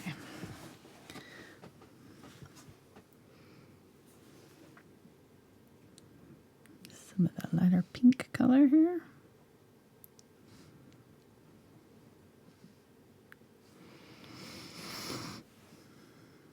And let's get that. We have people from the future with us here. And of course, we get the Australians and now somebody from Manila. Nice.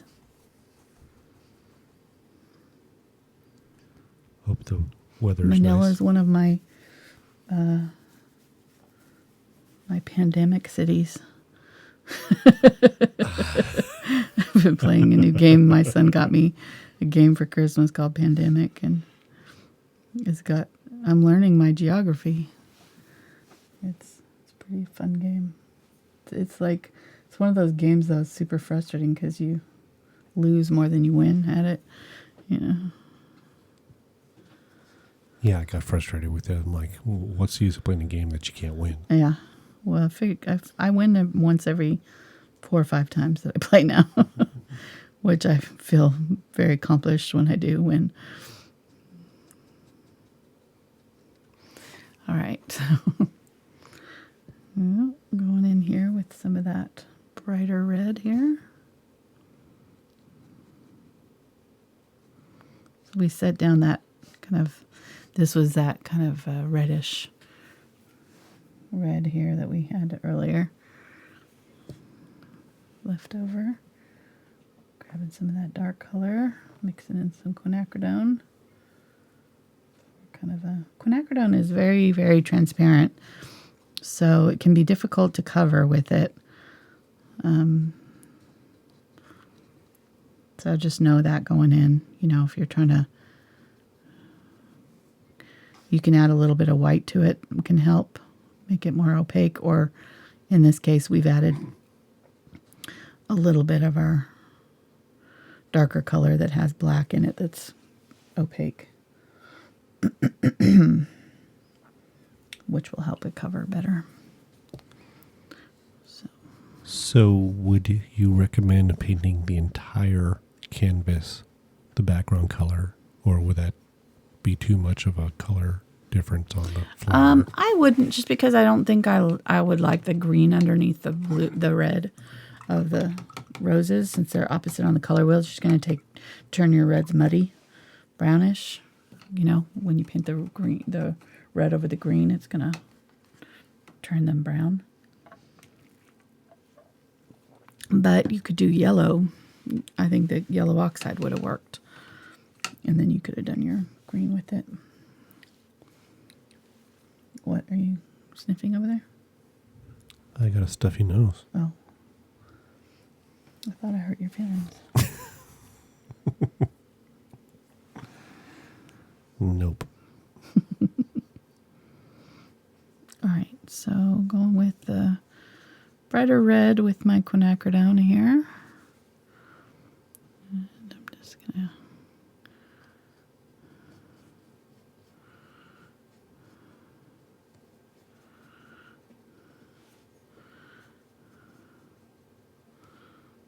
fill in the rest of this.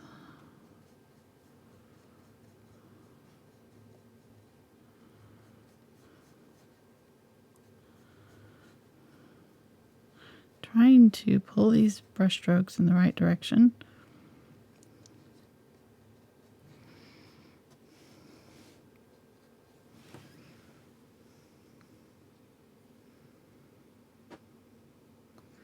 Green a little bit of white. Adding a little highlight up here.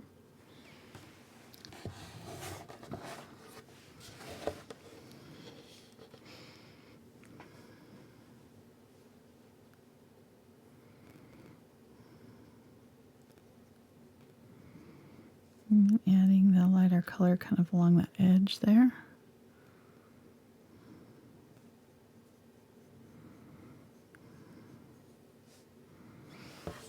I'm going to grab some of that darker color. This bottom edge here is dark, where it's rolled down over.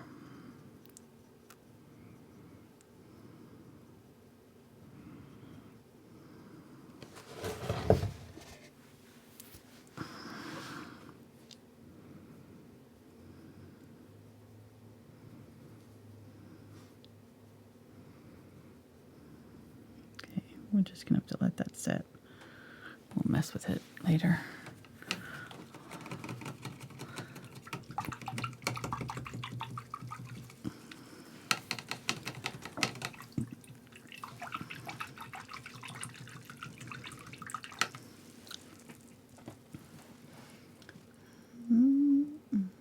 grab a little bit of that Cadmium Red Light and use it in here. This area is a little bit brighter, reddish.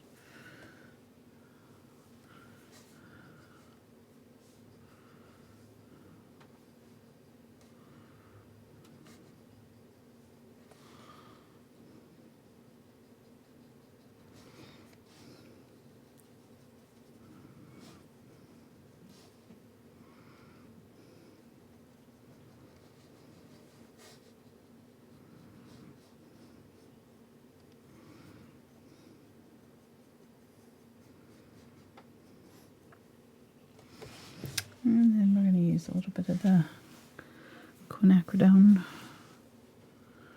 color right along that edge there. If I can get it to stick. There we go.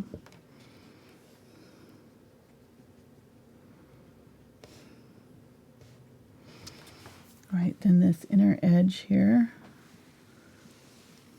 is darker.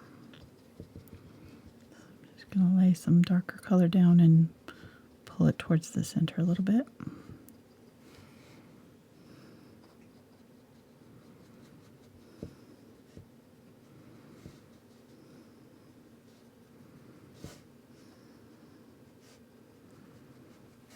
Okay. I'm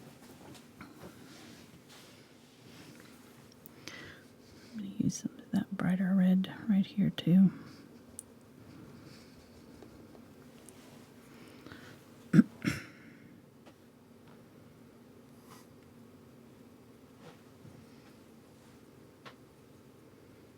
Adding a little bit of white.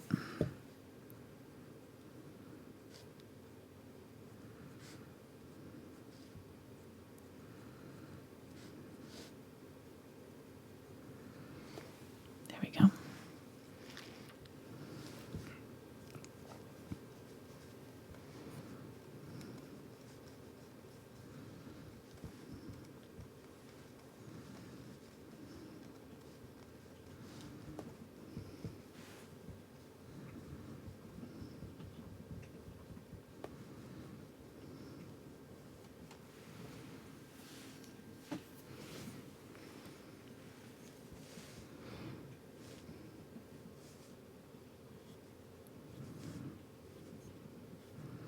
Went in with some of my highlight color here and just trying to add a little bit of highlight in. We'll add more later, but I want to get that roll started.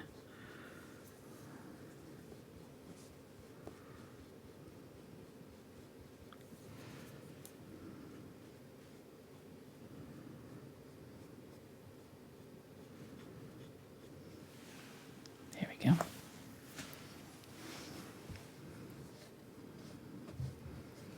Add some of that color right in here.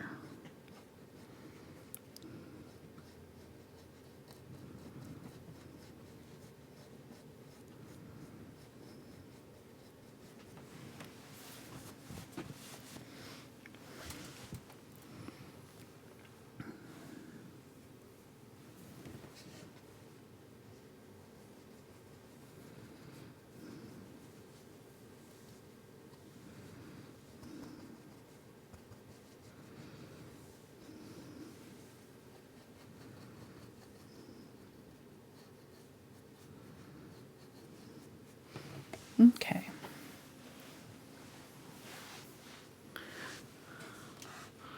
That one's not quite right, but we'll fix it.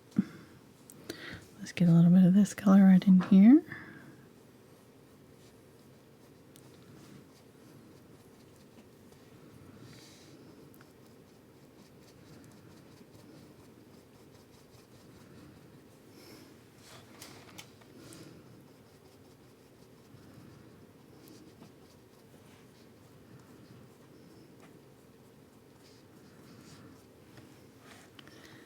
And a little bit right in here.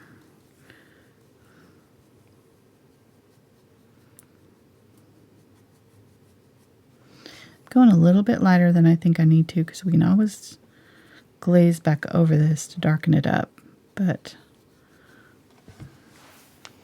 it'll dry a little bit darker. So we'll be happy we have it a little bit lighter than we need it.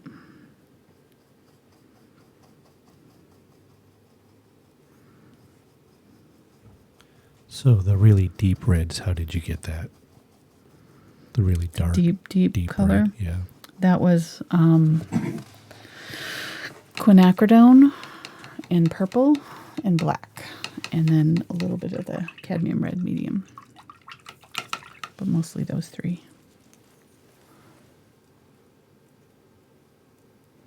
We're almost out. We'll have to mix it up again here in a minute.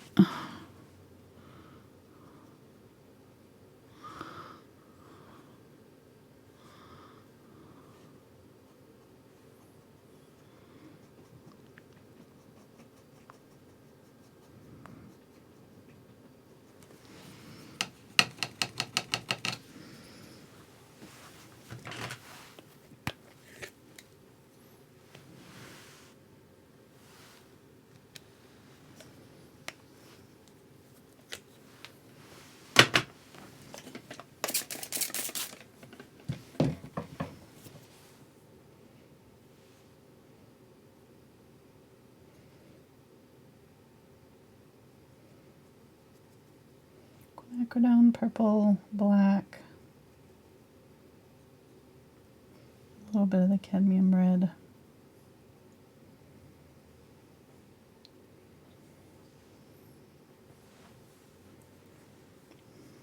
A little bit more of the quinacridone. That's close enough.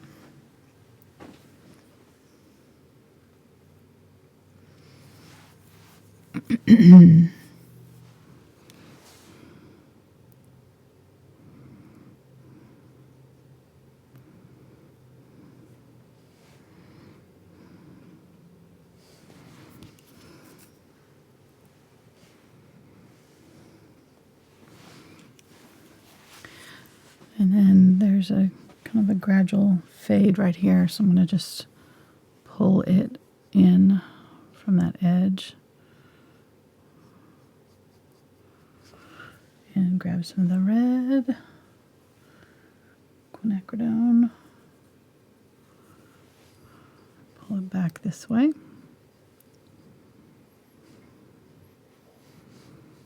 It's really dark under here.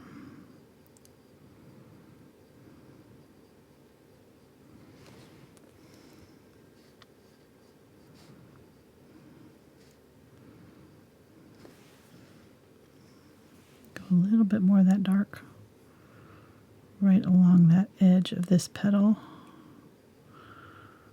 all the way down.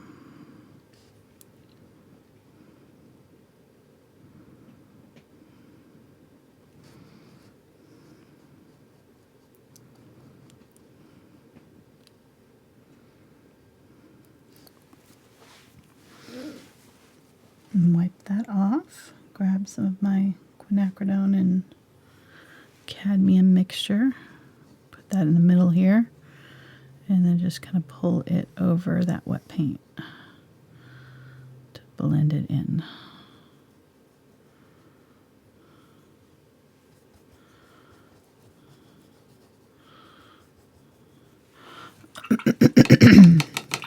Clean that brush out so it's not quite as dark.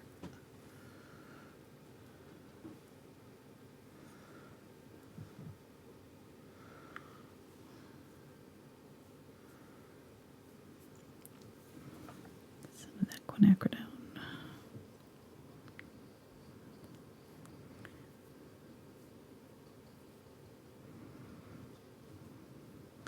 I'm really laying it on heavy so that I have time to push it around before it dries.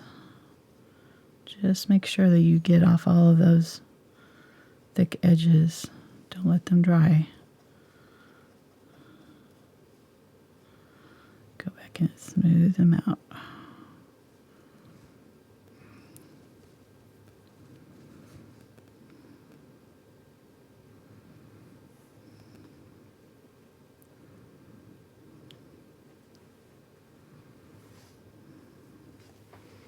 Okay, then I'm going to wipe my brush off, grab some of that darker color, go along that edge.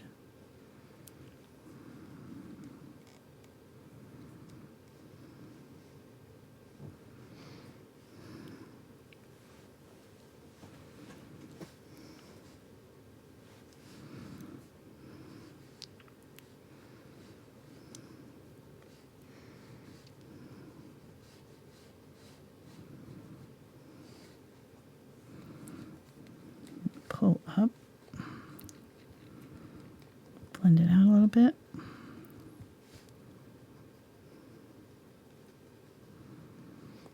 And then there's kind of a shadow right here.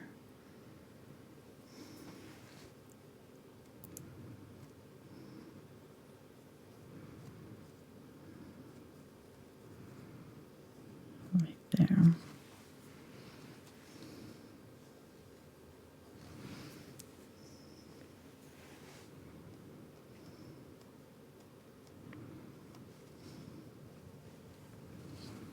Go.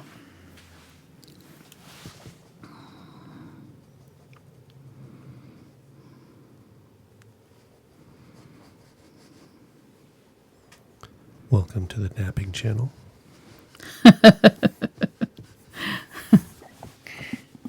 Getting very low and sounds quiet. to nap by. Sorry. Don't make me laugh. I still have a cough. I turned you down. Thank you. You're welcome.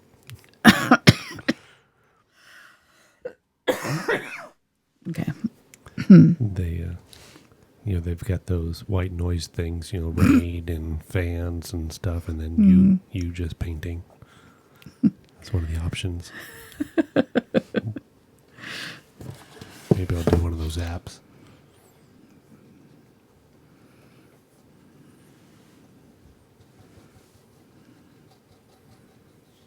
Hey, Bob Ross had a soothing voice too, so I'm in good company. I think painting just kind of zens you out. Try painting and talking sometime. It's not easy. I did once. Try talking and painting with your feet. Well, I got one up on you, babe. No, thank you.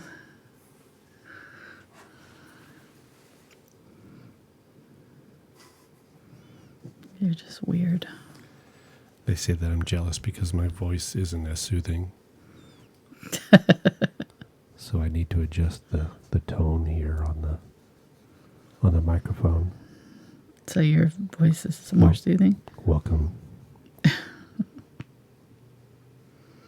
Thanks for joining us today. What are you doing? I'm turning my voice way down. Okay.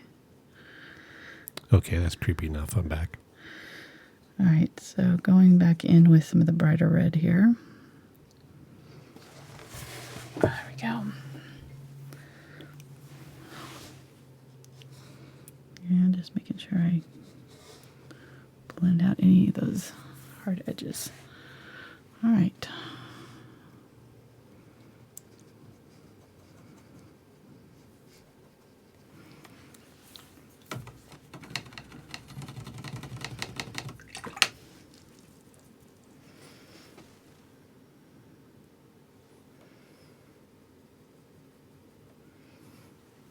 I'm going to try to go over some of this with Cadmium Red Light and see what it looks like.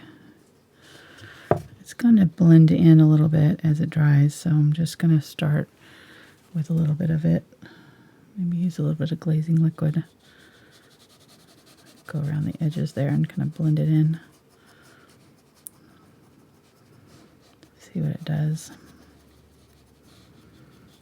It may be too orangey, but we'll see what it looks like when it dries completely.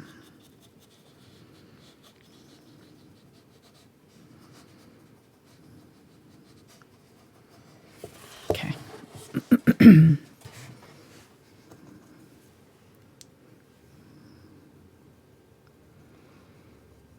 it right here too.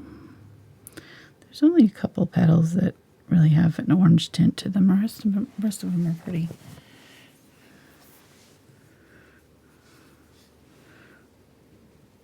Pretty burgundy.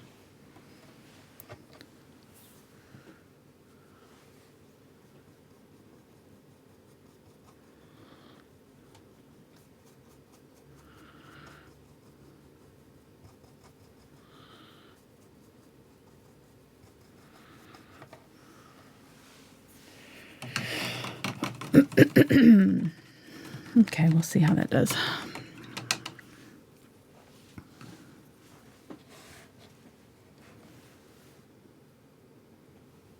And grab some of that darker color, a little bit of glazing liquid. Add it along in there. Kind of a dimple right here.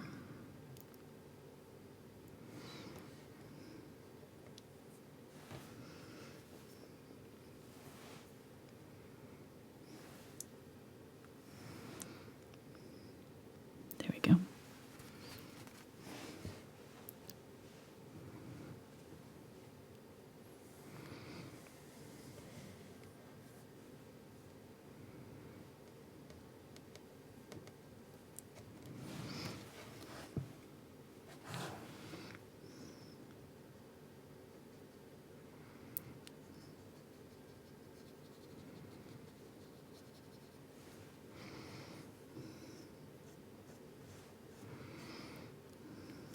So I'm going to make a sales pitch here. Okay. So if you are new to the channel, again, welcome. Thanks for being with us. Hope you subscribe, and you can click the show more, and or there's like a little arrow if you're on an app. It'll expand down. You can see the list of all the paints and supplies that Angela is using for today's show, and then also links to the Amazon store where you can buy different art supplies, like the yoga blocks that are propping up her painting right now. Yep. And also to the brush guides. There's a link there that goes to all the brushes that Angela uses periodically. And This is black here, so go ahead. The ones that she's using today for sure. And there's a code for 5% off with Angela Fine Art. Yes. And then also there's links to Instagram, Facebook, Twitter, all different things there. Yeah. You can do that. And then we'll talk more about Patreon later. Okay. Yeah, we have, we do weekly art chats on Facebook. So, where I'm actually on camera. Just chatting, talking about art stuff. You can ask questions. I talk about what we're planning to do that week, in videos. Right now we're doing a poll in that group. It's called Thankful Art. So. Yeah, it's a moderated Facebook group. So you answer the questions and we let you in. There's, nothing really tough. We just want to make sure that people aren't trolling. They're not trying to sell any sunglasses to anybody. Right. And then all posts are reviewed by the moderators to make sure that they're within the guidelines of the group. Right. So, and sometimes the moderators, like us last weekend, were busy with grandkids and things like that. So, It may take a day to get your stuff posted. Right. They try to get on them as fast as they can. So we got they're awesome. Yeah, we got great mods all over the world that help us out. So Yep. All the time zones covered just about. Yeah, don't be dismayed if your post doesn't show up quickly. Yeah.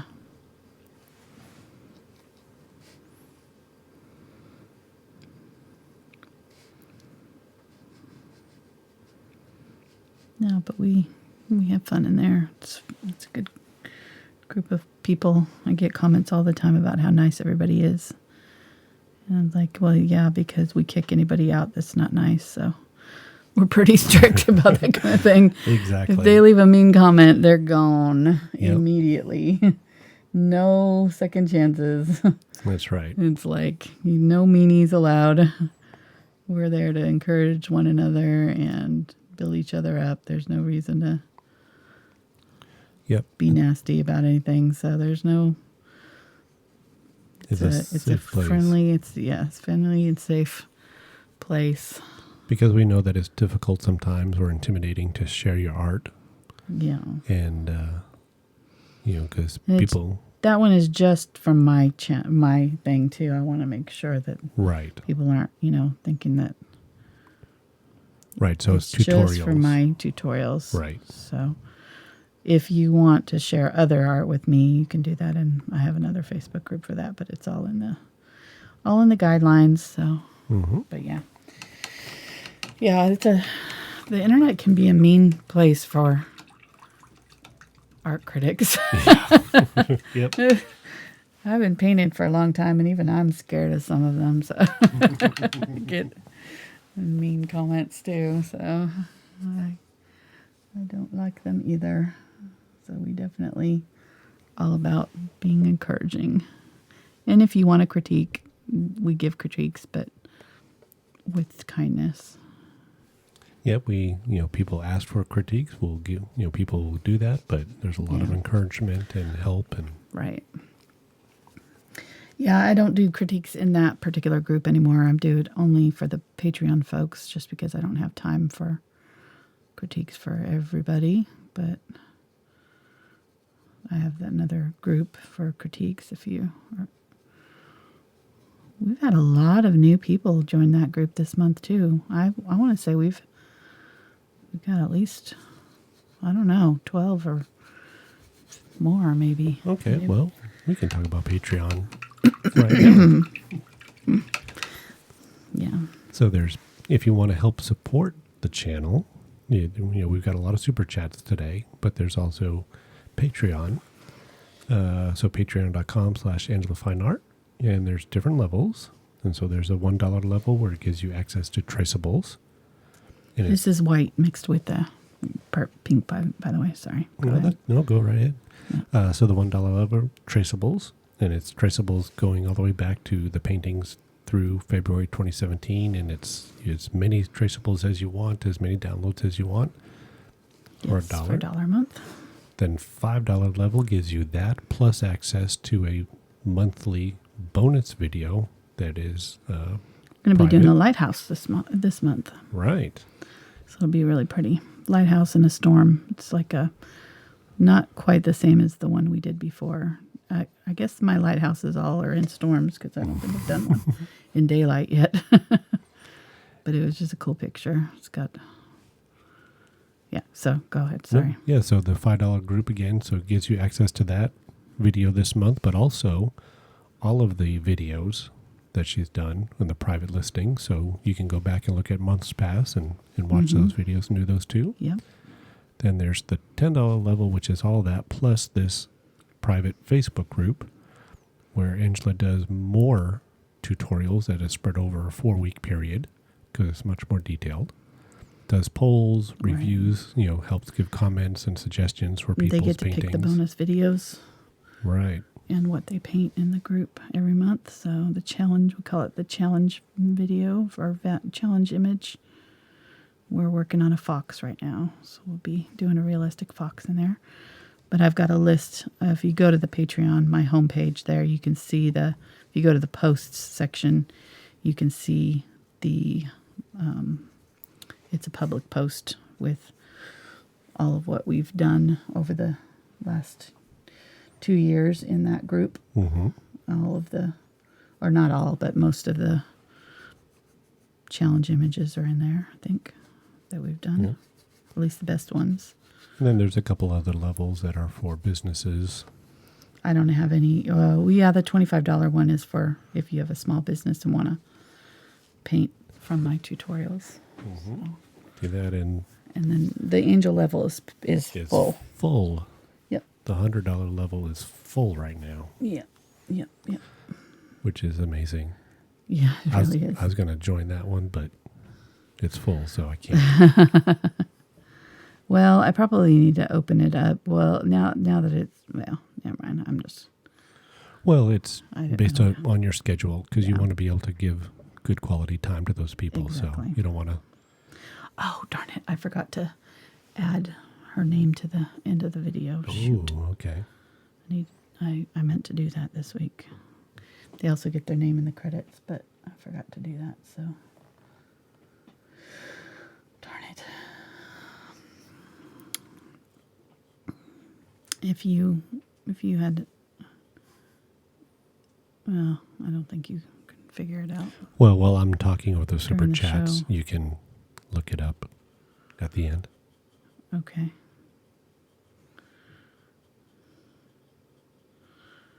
I don't think I can add names to do it at the very end fast enough, unless you want to try Oh, to do yeah, that. to try to go in. No, I don't think we want to mess with that.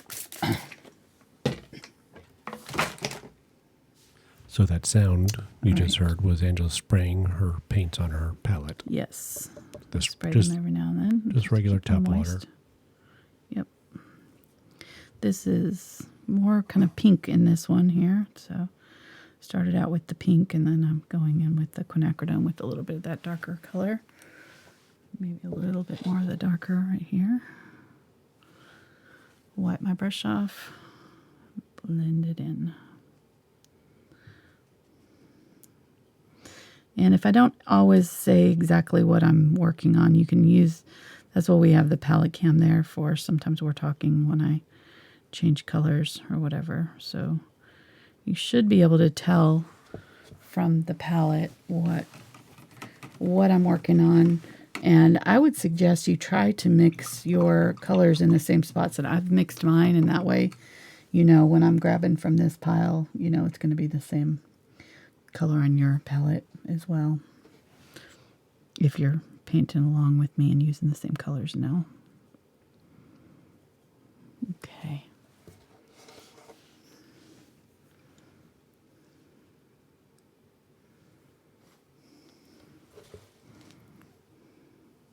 What are you laughing at? Your fans are so cute. They like always announce, like they come in, but they always rat themselves out. I'm late. So I told them that we wouldn't charge them double for being late. Sometimes we need, excuse notes from their moms, but Right. it's early in the year, so we'll be forgiving. That's awesome.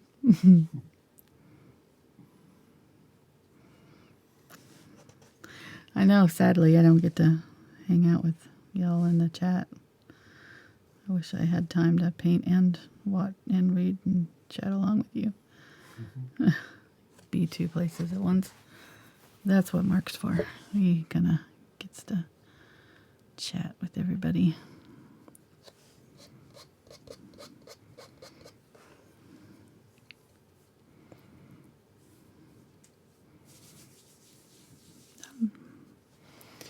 All right, going back in here with some of the lighter color, just adding it to the tips. I definitely liked that cadmium red. I think that it helped make it a little bit glow a little bit more there.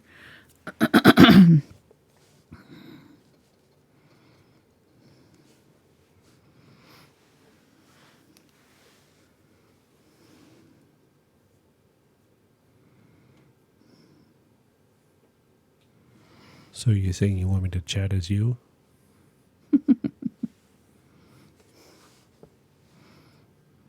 No.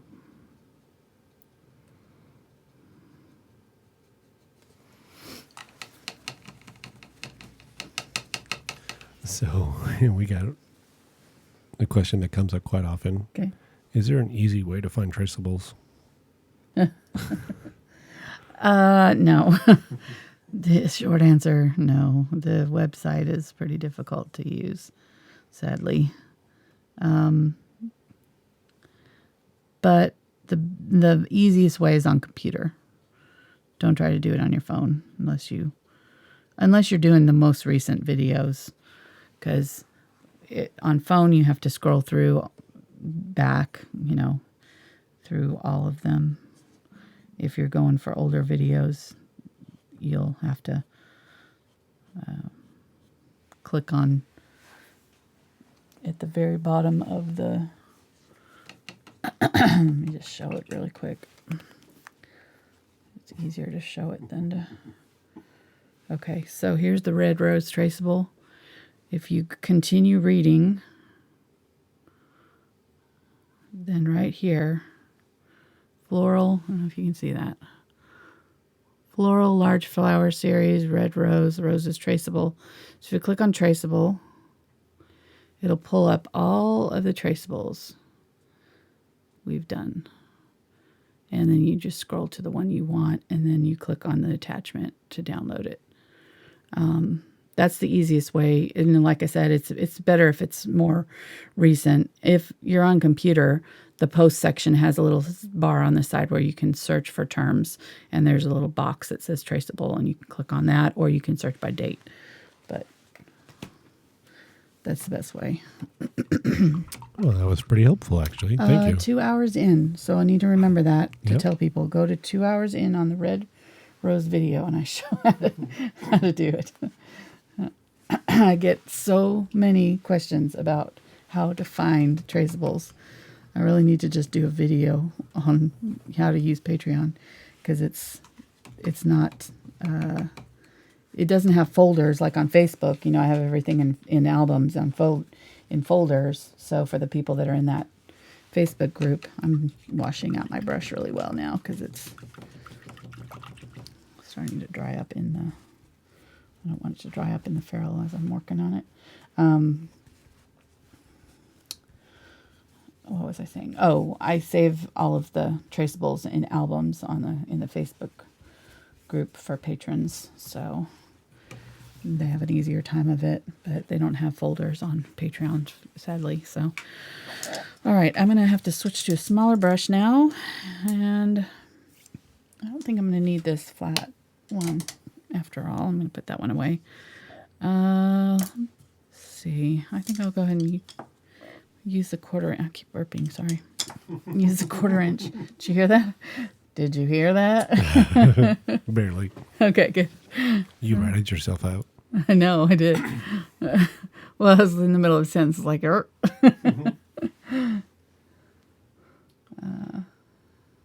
stomach's growling too. Are you a ballerina? It's time for lunch. So 2 hours. All right. I don't know if we can get this done in a half an hour. We'll see. So anybody I told Mark about 2.5 hours, but maybe longer. So anybody who's watching right now and is going to go back and watch later, there's a thing with YouTube when we do these live streams. Anything over 2 hours is going to be, at first, is going to cut off whatever is beyond 2 hours. So if we go 2 hours and 30 minutes, then the video will start 30 minutes in. Right. But it'll take it a little while to fully render, but eventually, yes, it will post the entire video. Right. So inevitably, we will get... The first 10 comments will be, I can't see the video. Why is the video not working? It starts in the middle. Unfortunately, it's just the way it works, and we can't get it fixed. Nope. It's one of those things where YouTube's been like, yeah, we know it's a known issue. You're just going to have to, it can take up to 24 hours. And I'm like, really? That's not acceptable. And they're like, sorry. Too bad for you. I've argued and complained multiple times, but not a whole lot I can do about it. So, all right, so making kind of a medium dark. It's not as super dark.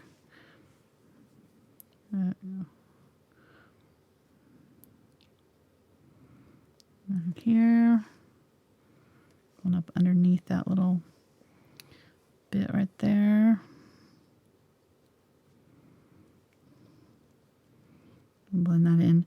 This was kind of quinacridone with a little bit of the cadmium red medium, but mostly quinacridone here in this part here.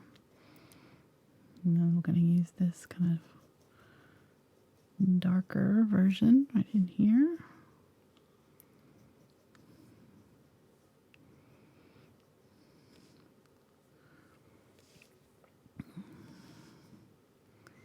Yeah, I knew this one would be a little bit trickier.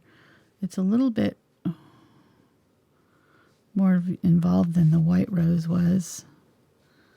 I looked at the white rose to see how long it took and it was 2.5 hours. So I thought, well, maybe, but this one is a little bit more involved than the white rose was. So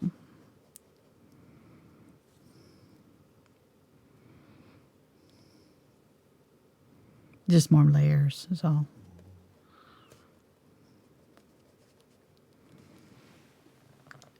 And I need to go really dark right in here.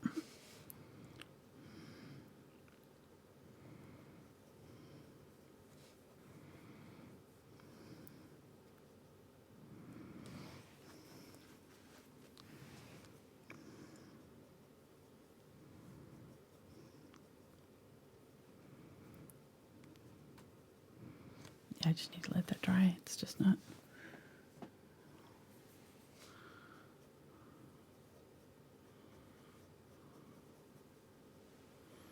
There we go. Okay. Alrighty. Ooh, let me see.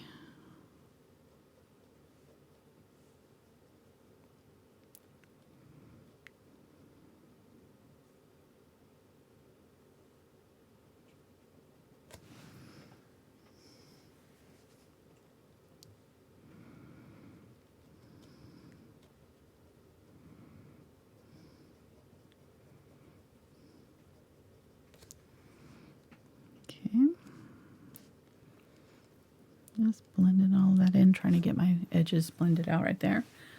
Looks pretty good. I'm going to get a little bit of that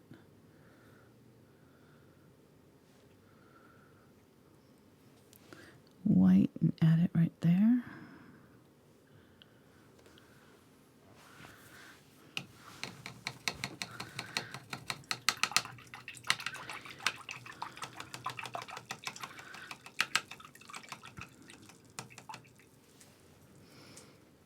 Let's grab that quinacridone, a little bit of that dark color right in here.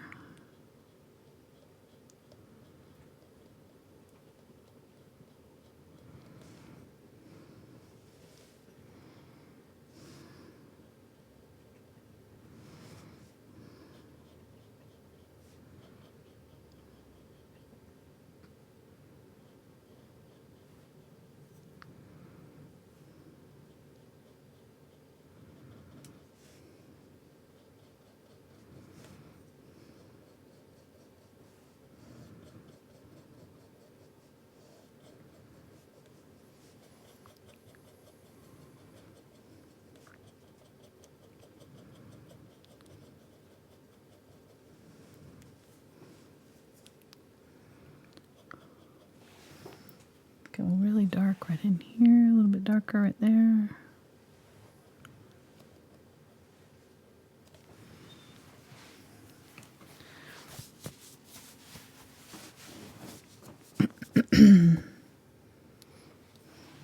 Get a little bit of a shadow right here.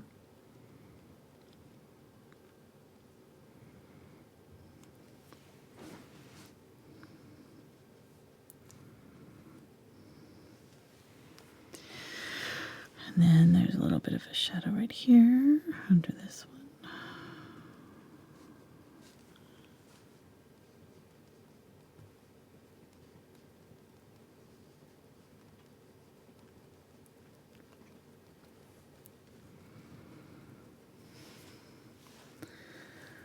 And I'm just kind of tapping to kind of blend that in. I'm not really blending it much. I'm just kind of tapping along that edge there to get it to blend out a little bit.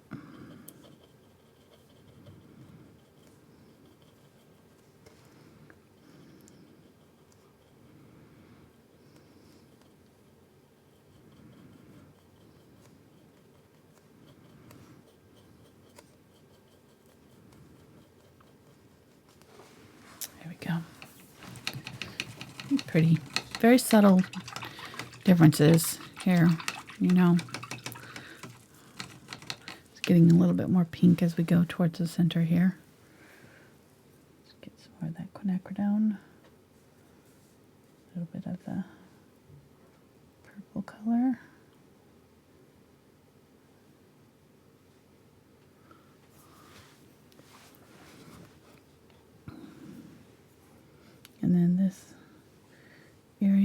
are quite pink. So I'm going to go a little bit lighter.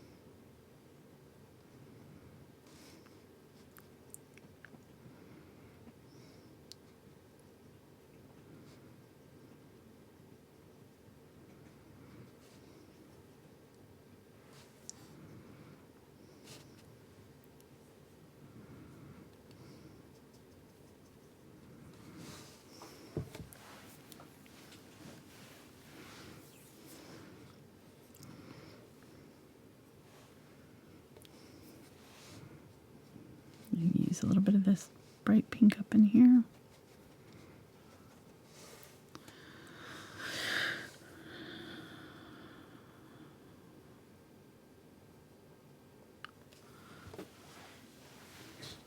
Get a little bit of the darker color.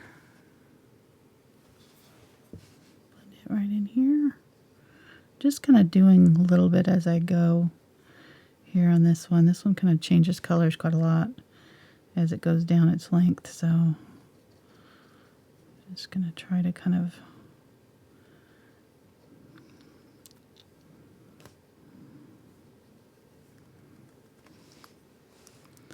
get those in as I put them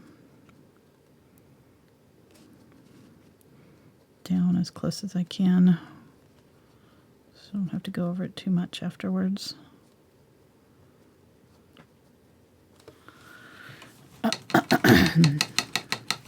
So I can already tell I need to go in way darker underneath here. So I'm going to grab some of that darker color. A little bit of glazing liquid. Go right up underneath here. Get really dark.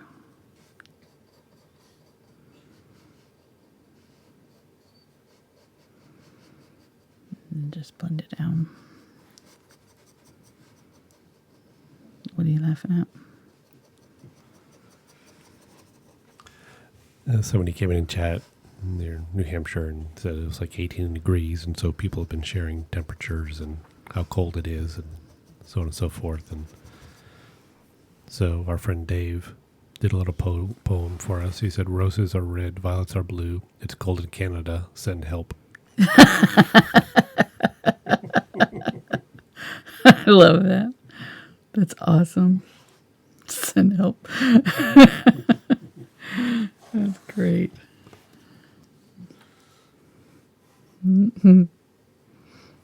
So you're saying now is not the time to visit for vacation, huh? Yeah.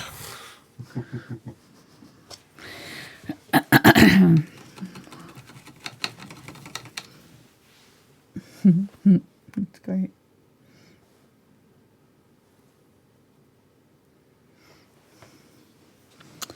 All right. More of this kind of medium dark quinacridone with the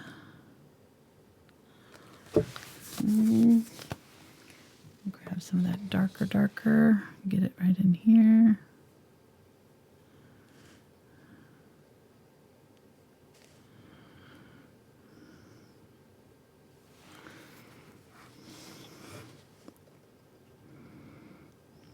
Blend that out just with a kind of a damp brush. That's all I'm doing right there. Alright, let's grab some of the cadmium red. It's getting a little bit more orangey as we go towards the middle here. Get some of that in there.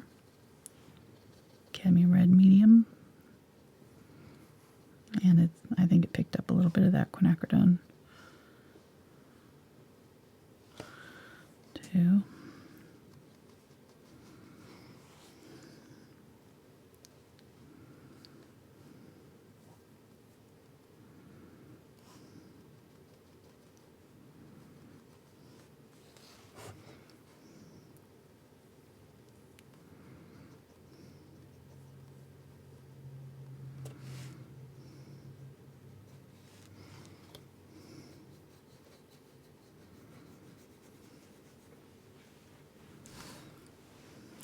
It reminds me of when we lived out in Arizona. And in the wintertime, some towns would like grow by 10, 15 times because all the snowbirds coming down from the north. Mm-hmm. Yeah, there was a whole town that popped up onside the campus there. Mm-hmm. It's just a sea of RVs and campers and stuff. We went down there and visited with somebody once. I can't remember who that was. There's somebody went down there and was camping. We went down and visited them. Can't remember who it was now.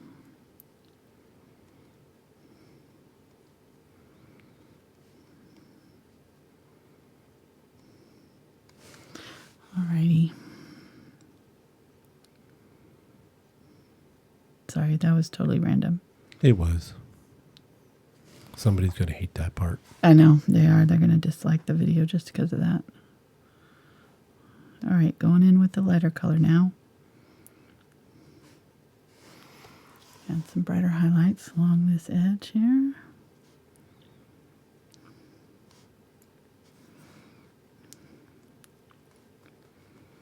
I'm just tapping out to blend it in a little bit.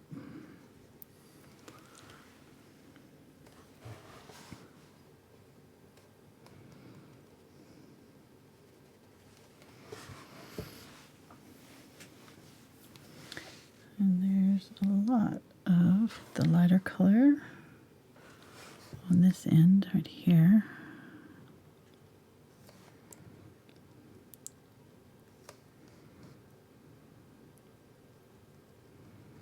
Leaves a little bit of that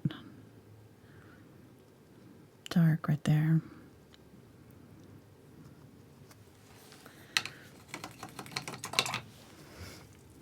That it's light up here, but then it's dark. It's dark.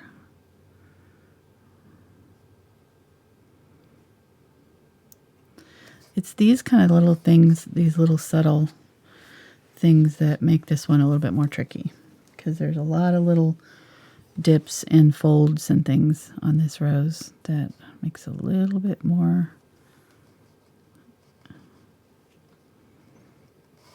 on the trickier side.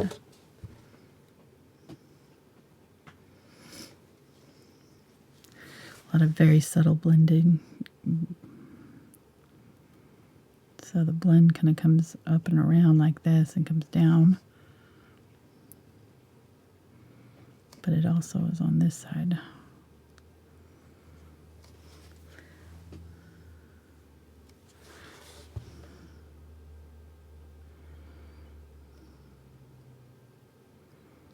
And then we need a dark color right in here. There and right along there.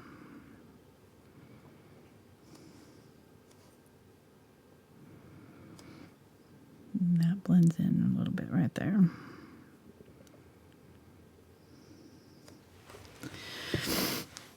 Okay. This is a tough one. Yeah, but you're up for the challenge. Well, every time I think I'm getting close to being done, I'm going to see something else that I need to go back and fix later. Angela, she's our artist. If she can't do it, no one can. I'll be your cheerleader over here. Thank you, honey. That was pretty okay. Pretty epic. Pretty epic. I'll do like a high leg kick and maybe splits or something. Mm-hmm. Don't hurt yourself. And then I won't be able to get up. I was just going to say. Yeah. And then we'll just wheel in some...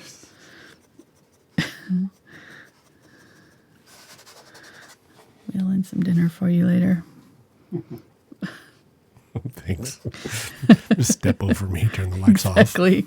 Yeah. If you can pull yourself out.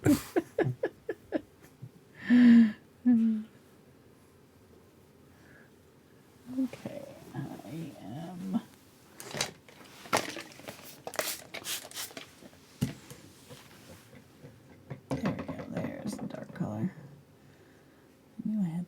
here somewhere. I couldn't tell where it was anymore. All right, let's scooping it up here, trying to create a little puddle. I don't want to make it again, but I may have to. Let's use it up here.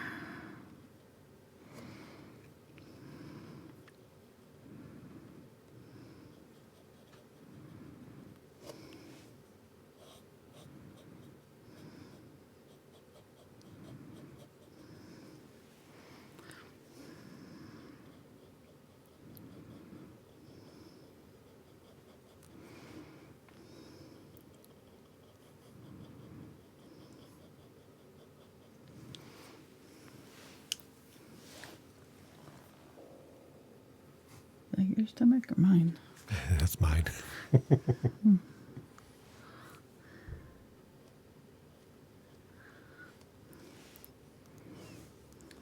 going to take some of the super chat money and go out to dinner tonight. Nice. Are you going to take me? Of course. You're buying since it's your money. Just checking. Sure.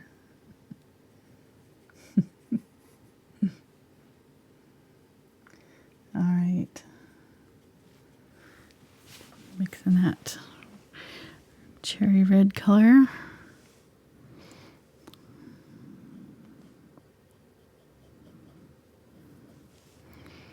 Use it along this lip there, and then all the way down this one.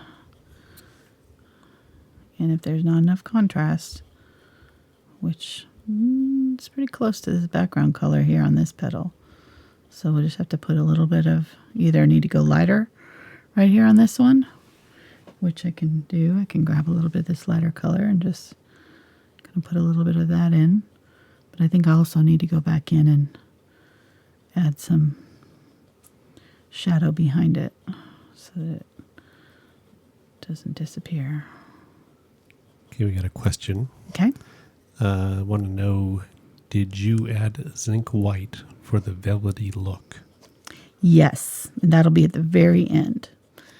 But yes, that is exactly what I did Okay.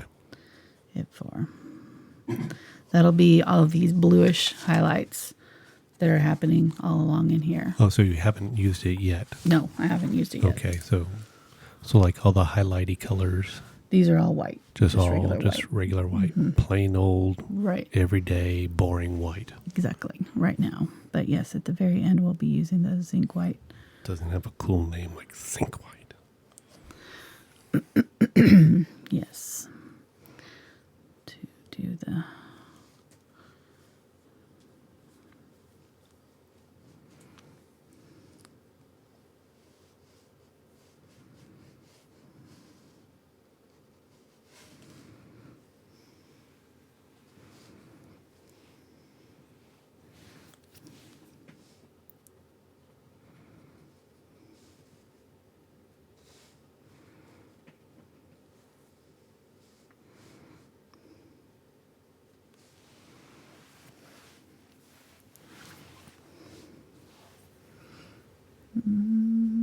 Get some of that.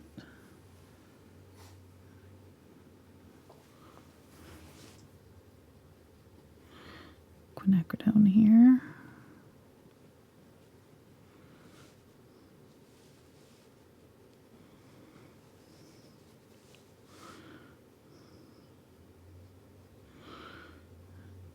Just needed that a little bit lighter right there. I put it down and then it dries darker. And I keep adding lighter to it, but it keeps drying dark. But we'll see if I got it light enough this time. I don't know. Are you using any kind of an extender for this blending?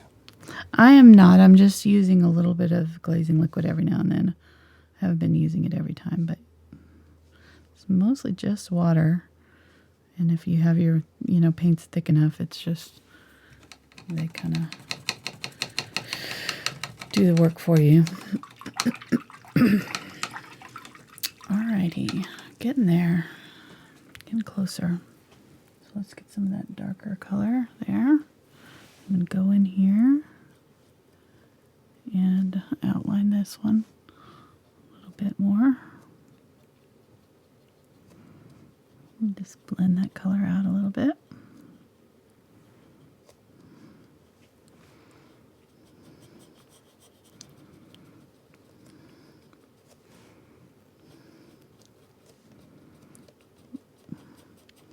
And if it doesn't want to blend, that's where you can grab that glazing liquid or some water. It's going to help blend out those edges for you. I'm going to use it right in here. This is really crucial right here because this one is looking like it's ended right there, but it actually is going down into that shadow. So if we glaze over that, see how that pushed that back now? That bright corner.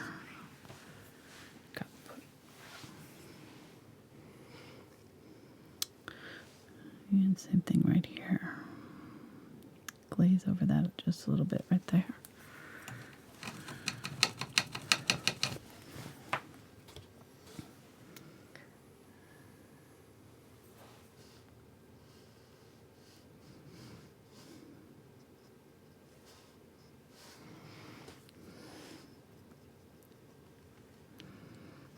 Something right there. Here, anywhere where those petals are overlapping. A little bit right there, maybe.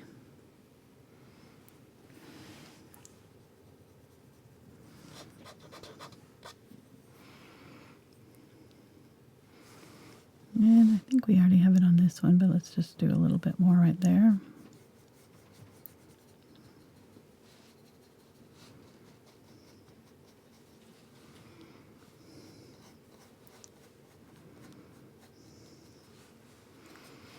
And then a little bit up here.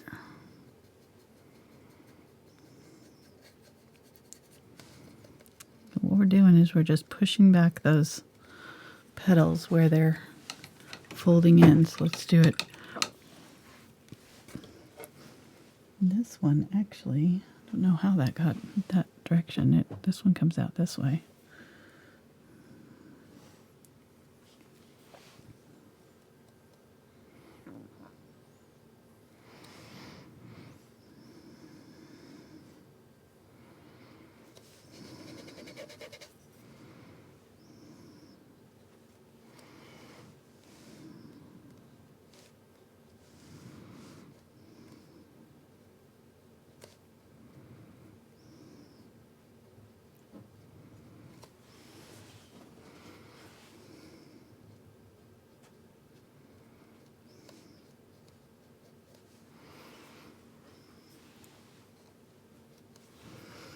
And then grab that bright red for this right here.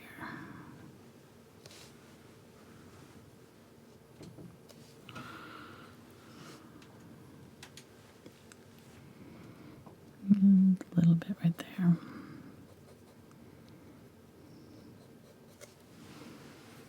Okay. See how that folded that now? Having that light right here. Dark light pushes that part back. Okay, getting closer. Let's get some fresh paint out.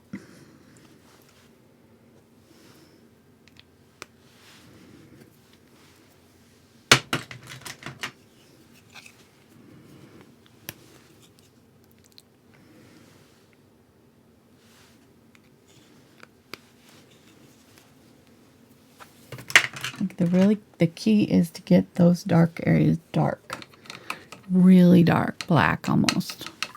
That's what helps. That's what will make the big difference with this painting, for sure. And I'm going to go ahead and use my larger angle brush here. I'm going to make a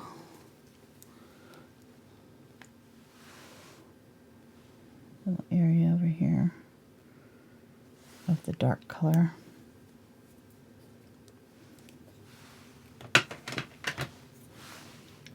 Quinacridone Purple, almost almost equal parts, a little bit more quinacridone than purple. And then black. Just a touch of black.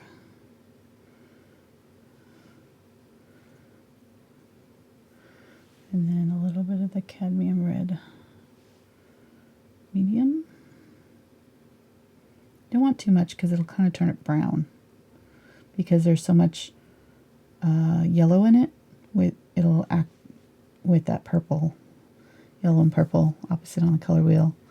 It'll make the color. It neutralizes it though well. It looks really nice with it. It neutralizes it and kind of brings it down from being super purpley, you know, to like circus purple, to a more natural color. So that's why we want it, but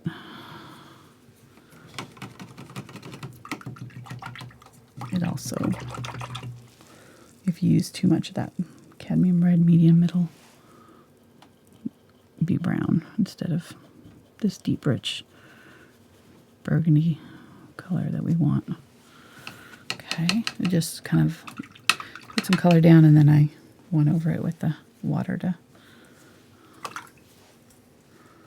blend it in. Grab a little bit more right here, do it right here.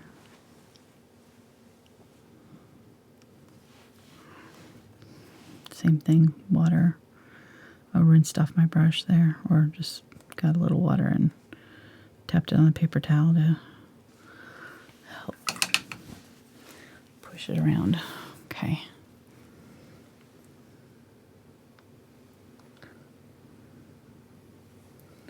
Let's make some of the brighter red right here. Got a little bit of white in my brush, just a little bit.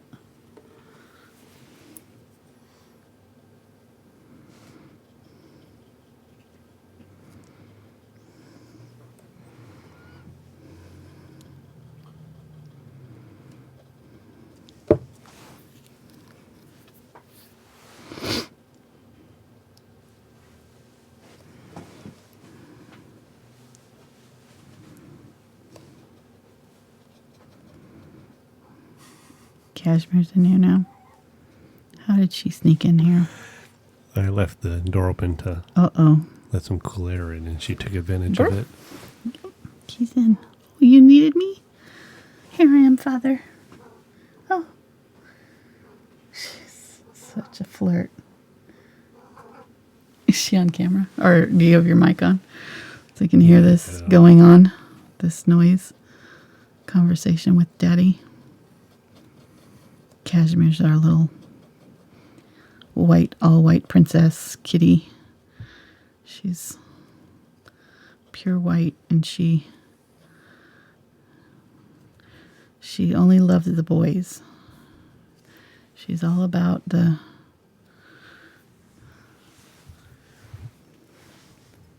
Hey, real quick, which brush are you using? What? This is the 1/4" angle. Yep. Alrighty, getting closer here. So I need to make a separation here between the. I can't hear her. She's making noise over there. She's purring because she's in my lap. I know. Well, she usually talks to you a little bit. I guess she was talking to you when she wanted to get up on your lap. Right. Yep.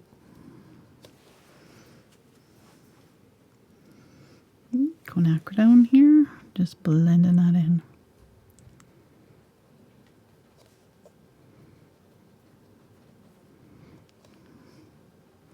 And she'll get right in front of Mark's.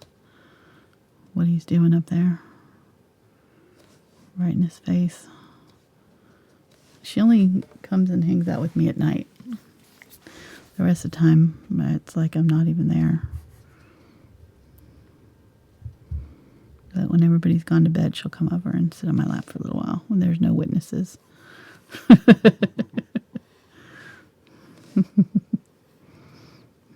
Nobody else to flirt with. She's the biggest flirt.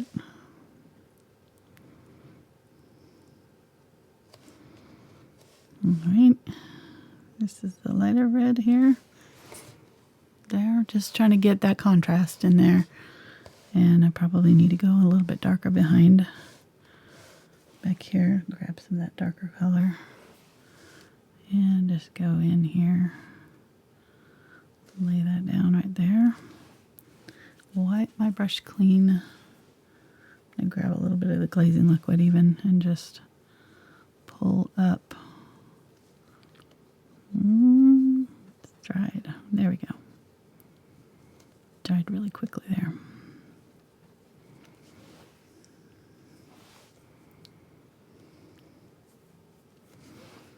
Wipe my brush. Blend that out.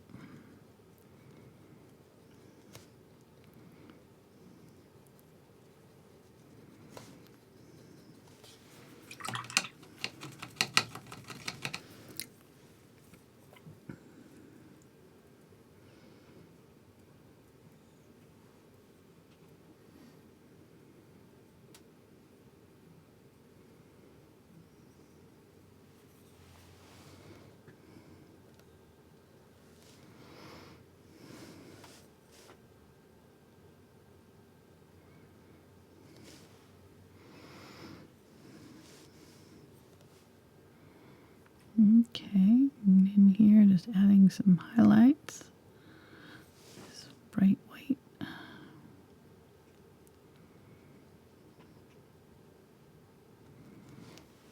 Pink mixture there. Wipe my brush off.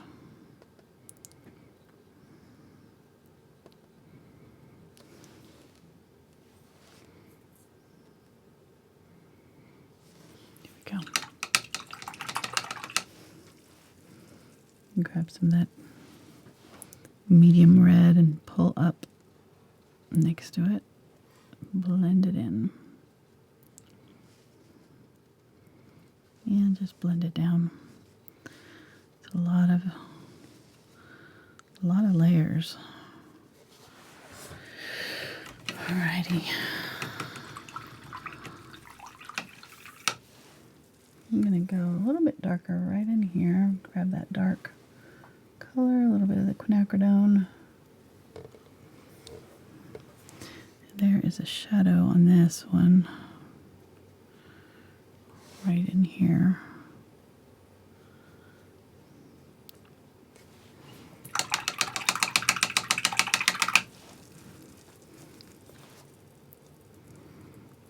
Just cleaning my brush out so I have a clean brush to kind of help push that paint around.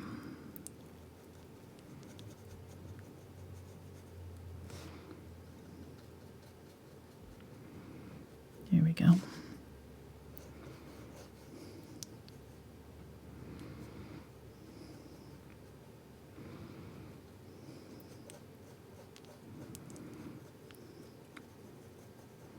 I can hear her from all the way over here. Purr, purr, purr, purr. I'm so happy right now. She's so happy. Okay, there we go. And a little bit more right here.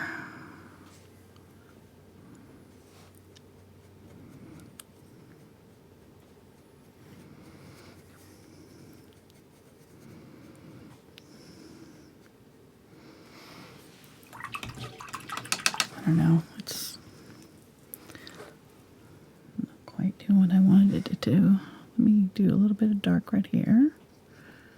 Get that roll.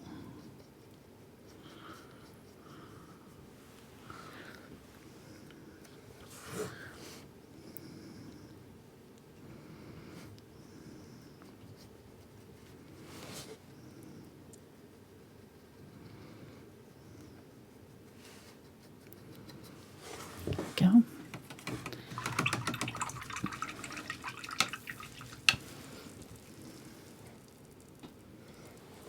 Pull the dark up from this area a little bit.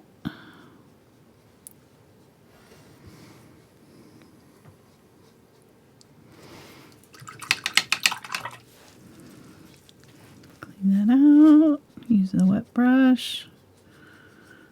Blend over that edge there and soften that up. Okay. Good deal. Let's do a little bit more right down here.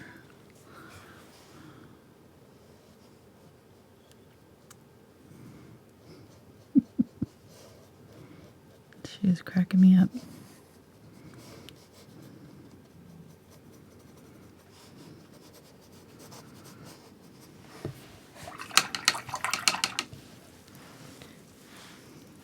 Yeah, if I had a mic like yours, then you'd really hear this. If you what?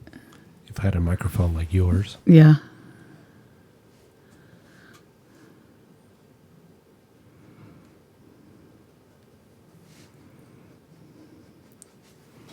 Oh, which brush did you switch to? This is the 1/4 inch. It's still the 1/4 inch. Yep. Okay.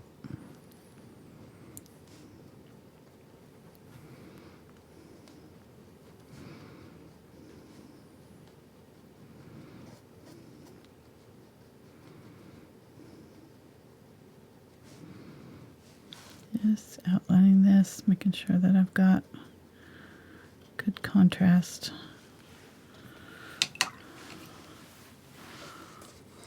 There.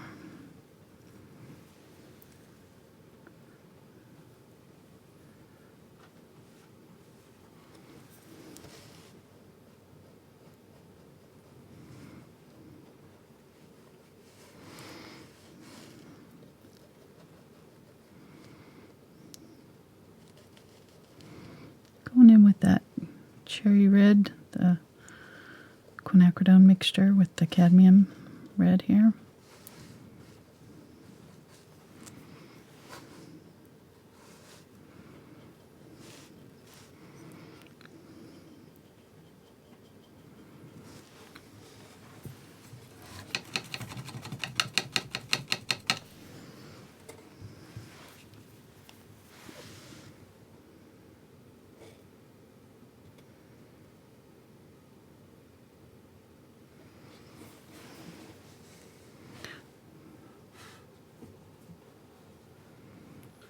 I got plenty of fur over here if you need any. I'm good, thank you. You don't need any in the painting? Pretty sure not, no. Okay. Roses aren't furry? Well, this one's not. Okay.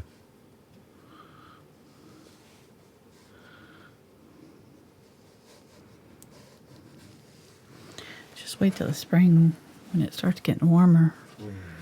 Then you're going to see some fur flying. Shedding. Really dark right there, leaving just a little bit of that light color right there. Man.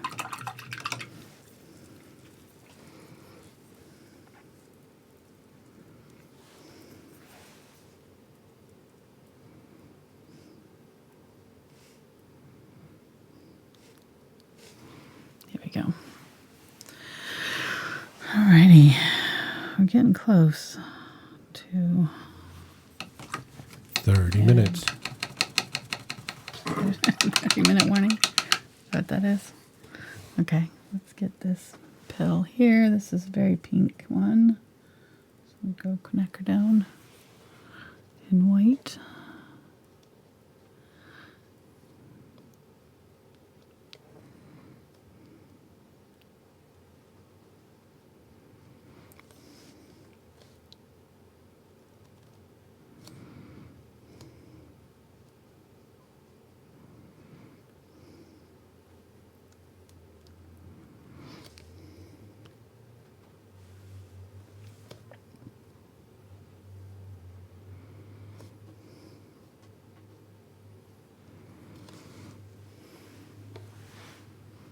And then a little bit of the darker color down in here.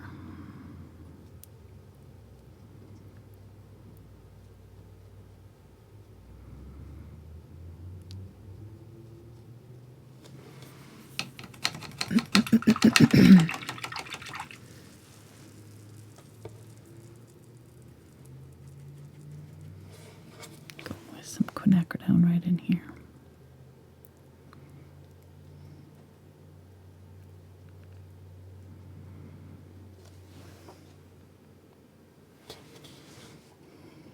There we go.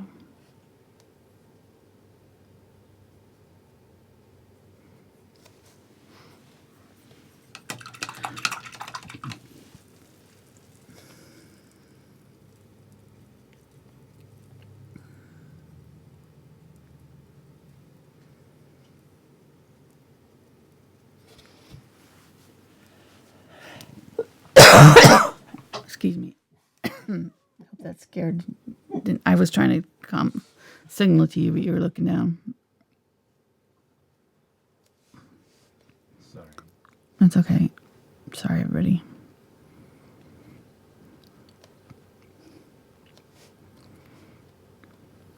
I was just noticing somebody posted their painting of the rose already. Really? And I was going to comment. They beat me? I was going to comment, we're not even done yet. I know. Wow. Okay.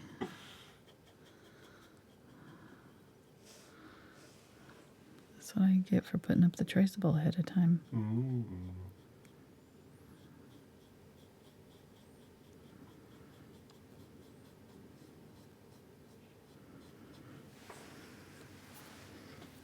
Okay. It's starting to look good. These extra layers make all the difference. Makes it glow. Gives it more depth.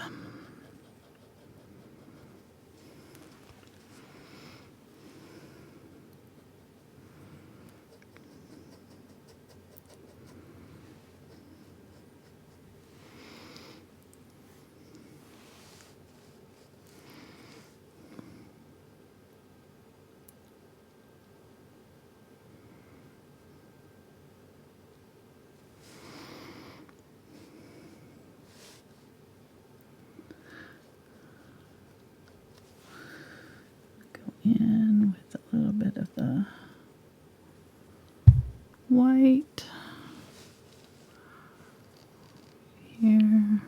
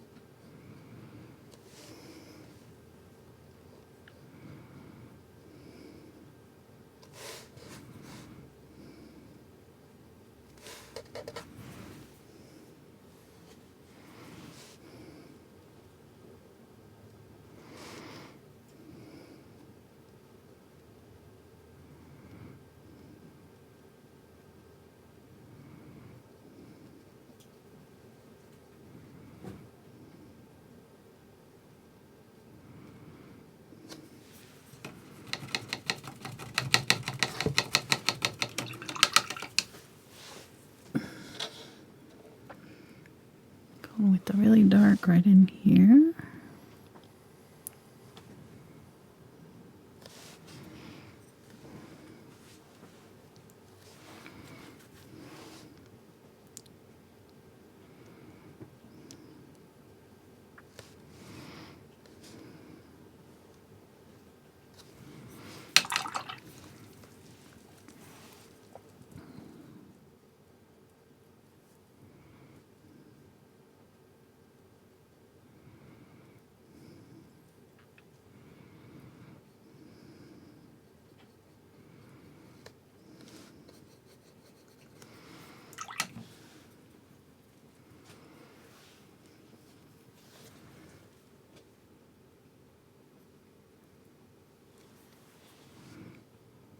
Cadmium Red Medium here.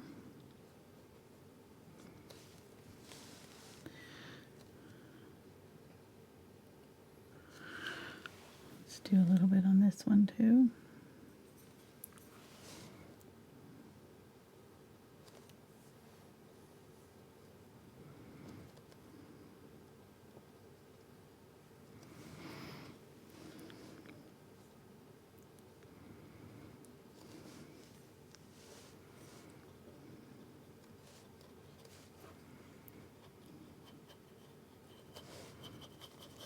Okay.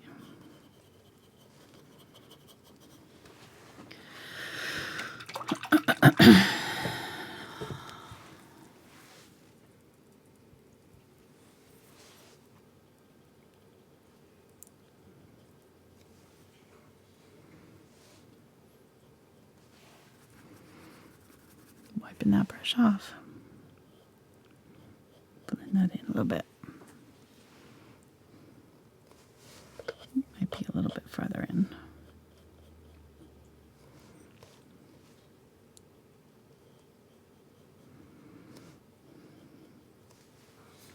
There we go. It's these very subtle shadows like these that are, you know, you really can't tell what's happening there, but you can kind of see that shape of the rose. So we're still trying to kind of maintain that shape even. Excuse you. Bless you, Cashmere. Sneezing. That was so cute. Little kitty sneeze. Hope she's not allergic to cats.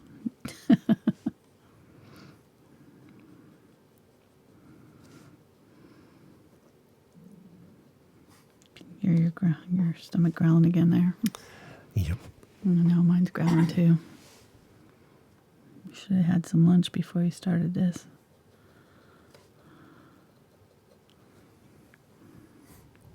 I had some cookies. I had some Cheetos. That was probably not.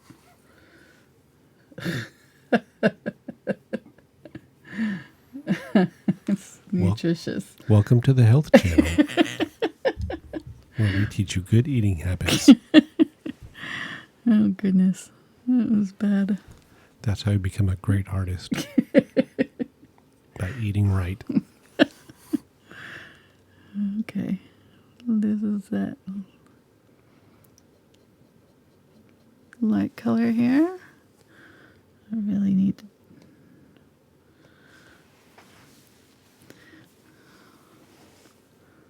go light on the back side here.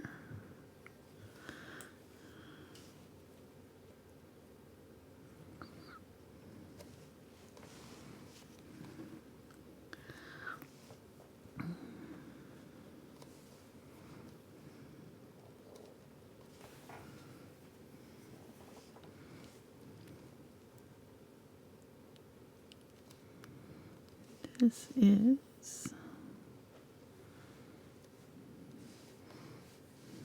the edge of, which one? This one right here goes up like that.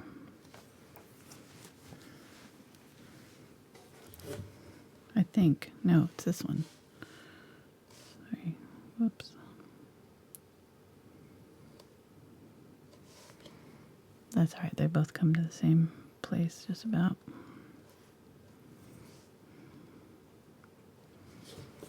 There we go.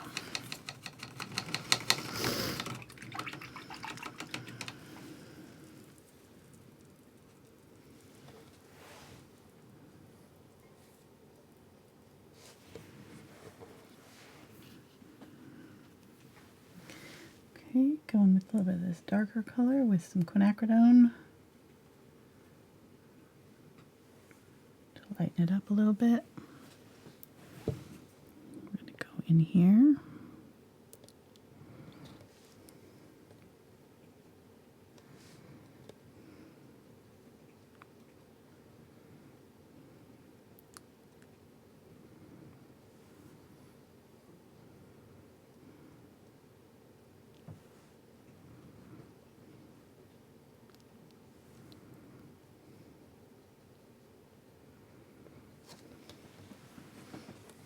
Go. Get some of that red mixture.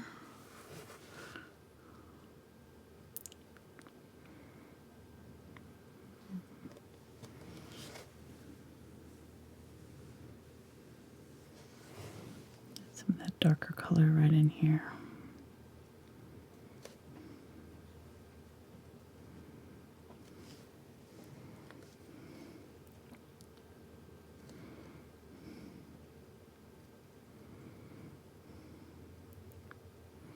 Okay, I definitely need a smaller brush now. I'm just running out of space here, so let's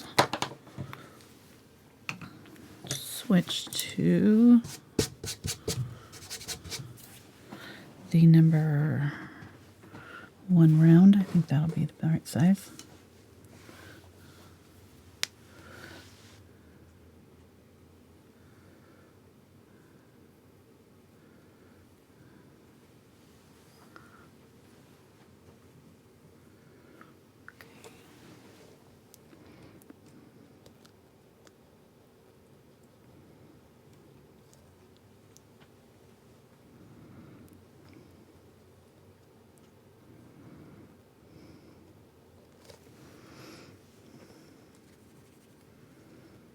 Grab some of the lighter, darker color there. Blend in some of the dark.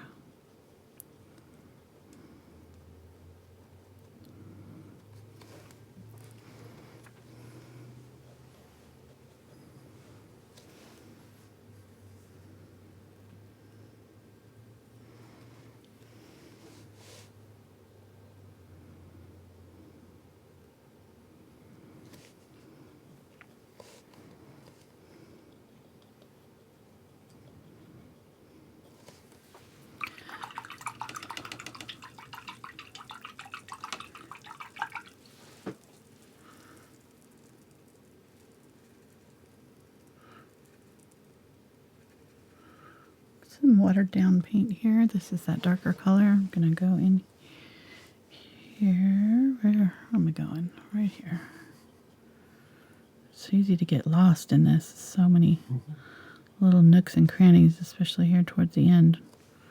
When it's all getting painted in, it's easy to tell where you're at when you're, when you're in the middle of putting it all in there. But then once we get toward the end here where it's all kind of filled in, then you're like, where was I going to paint?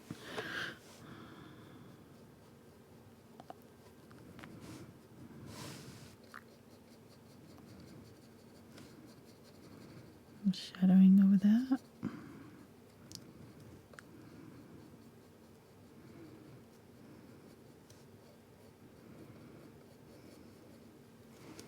Okay.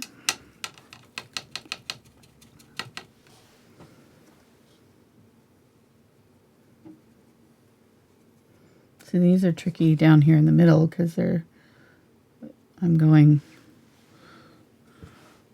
really need to do the center first, probably. Let's go ahead and do the dark center here.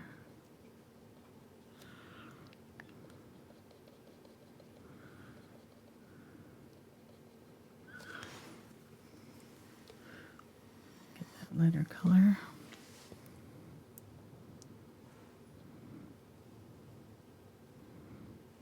On that top edge, just gonna smush them together.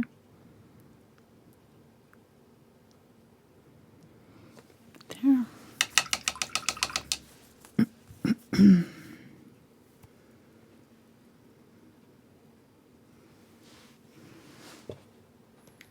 Man, my new keyboard is getting a workout today. Is it? What are you typing about? Yep. Oh, just trying to answer questions best I can. Good. Try to keep you on point. Thanks.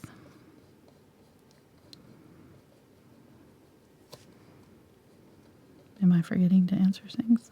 No. Well, just simple questions like, what size canvas and... Stuff we've already talked about. What is the wing velocity of an unladen swallow? Well, it depends. Is it the African? Or European?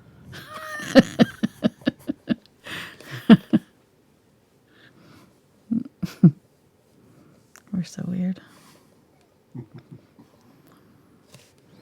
Okay. So a little bit darker here, but not too much darker. But I do need to go real dark in that corner there. I'm going to do that here in a minute.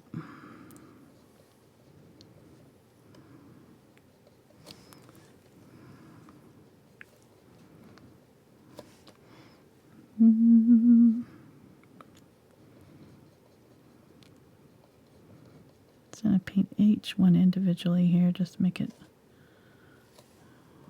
a little bit more obvious where they started and stopped.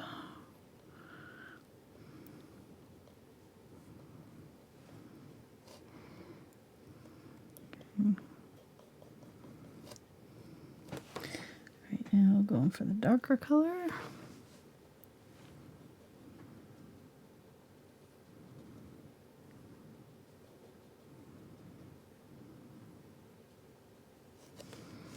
Right there. Grab that quinacridone. Blend it out right here.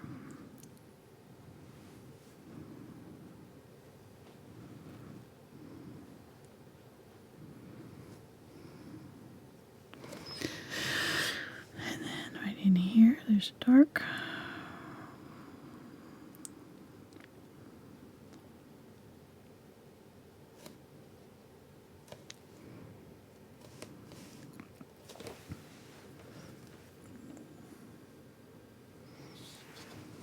Right in here is really dark. Let's do this one more time right here.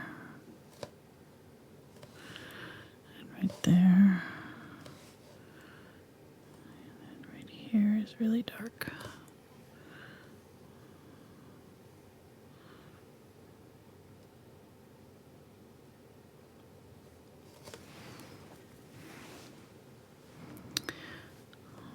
Where am I at? Okay, that. You're in your studio. Go there. Having a hard time.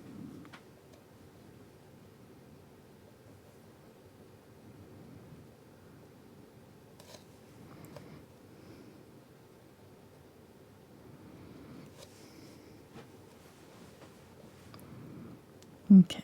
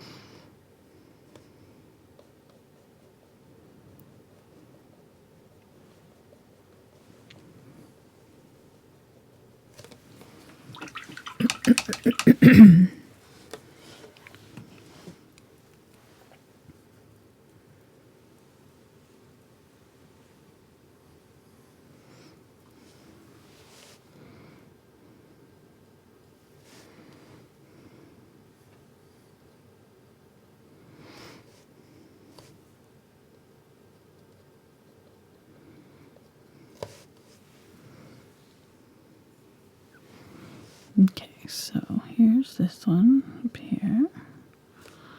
Wraps all the way around.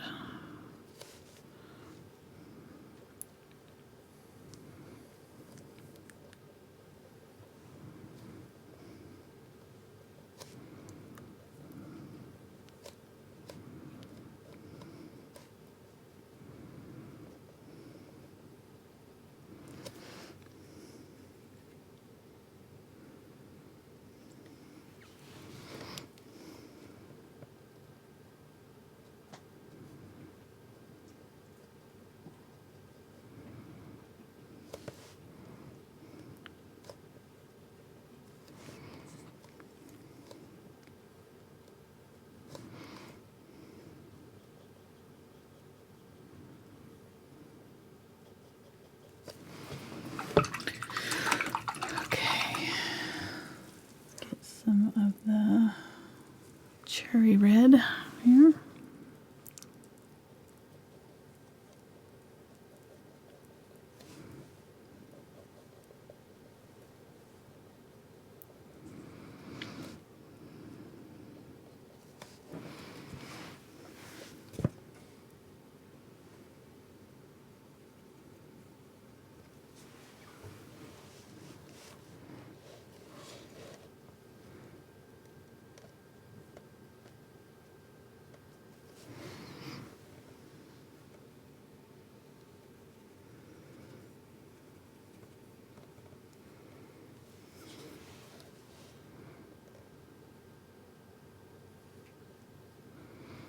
Just going in with the highlight color here, trying to define these petals a little bit now. So this one has a highlight that wraps around like that.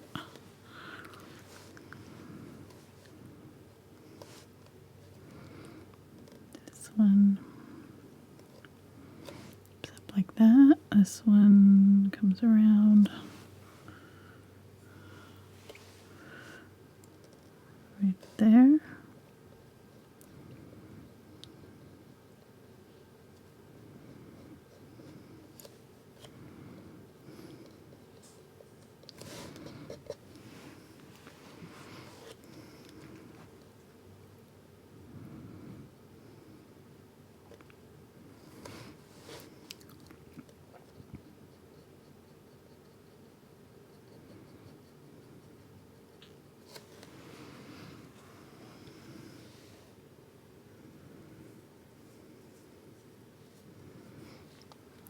little bit brighter here.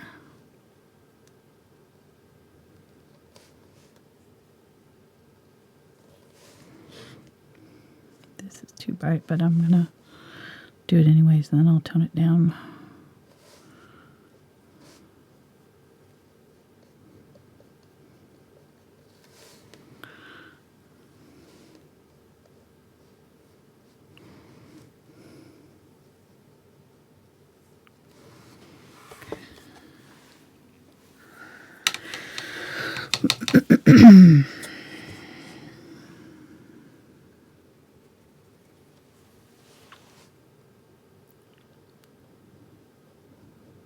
Go over it with a little bit darker red.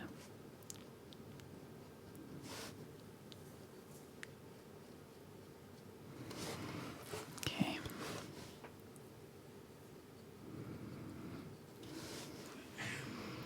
All right.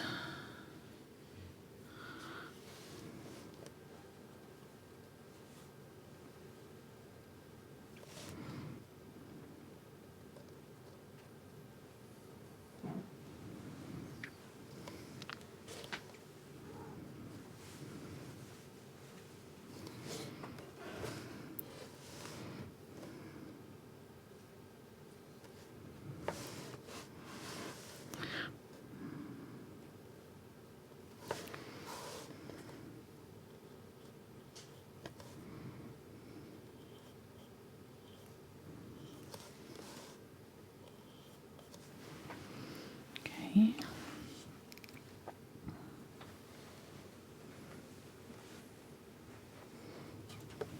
What you doing, hun?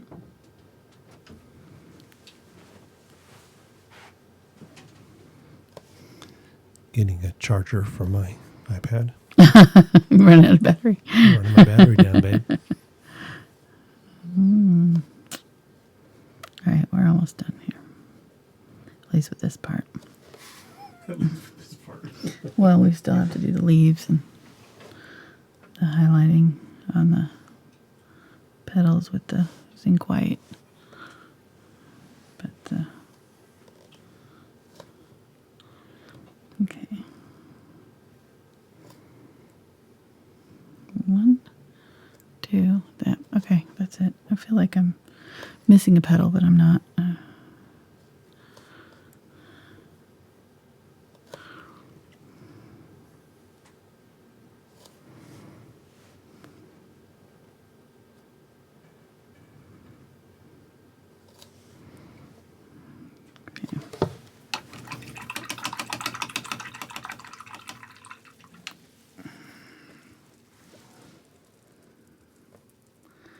Grabbing that quinacridone. A bit of that light color.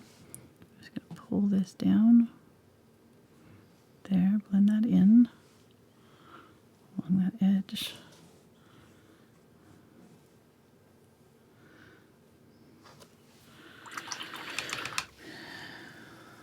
And do the opposite on here. Go darker. Quinacridone and the dark color. Pull up.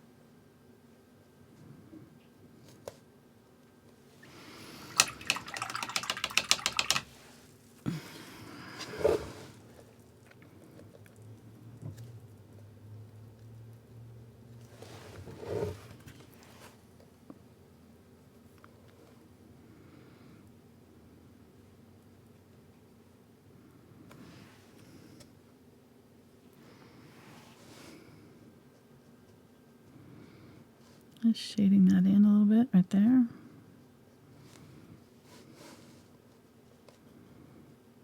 Where this petal comes up over the top. shading back in there.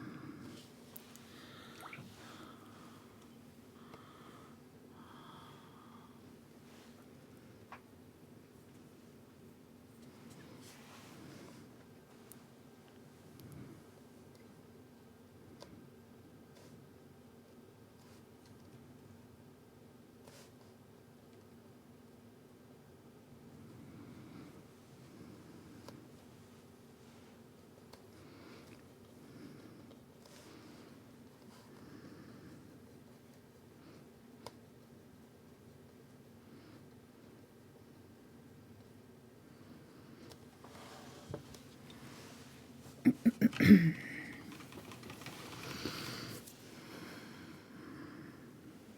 feel like this needs to come up a little bit right here. Are you using any glazing gel right now? No. You should say no, go fish.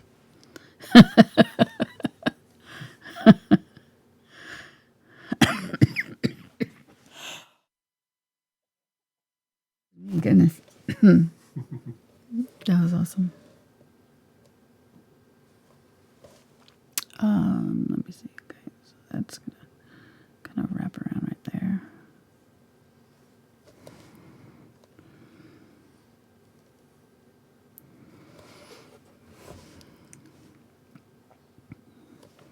I'm being really fussy right here. I really could have stopped a little while ago here on this, but I just want that center to be just right because it's kind of our focal point.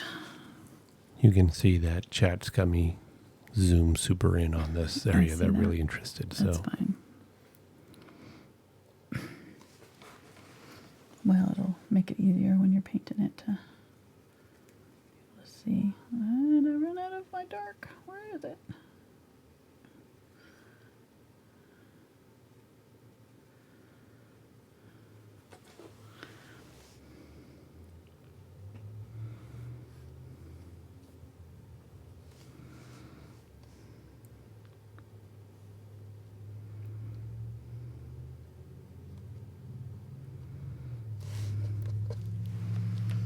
Okay. Dark there.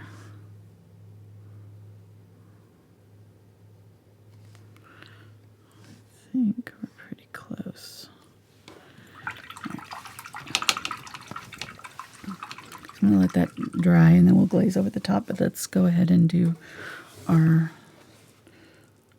leaves really quick. Grab that some white and yellow oxide, a bit of the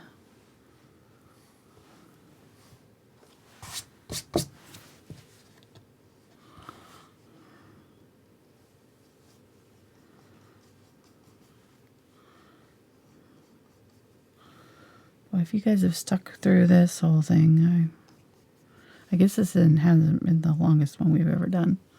It's pretty close. So are we at 3.5 hours now?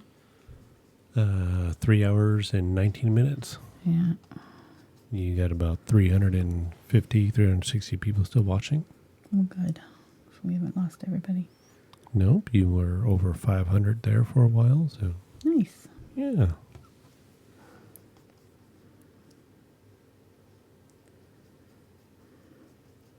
Well, I appreciate those who've stuck around with me. This is definitely a detailed one, but I think it's going to be worth the effort.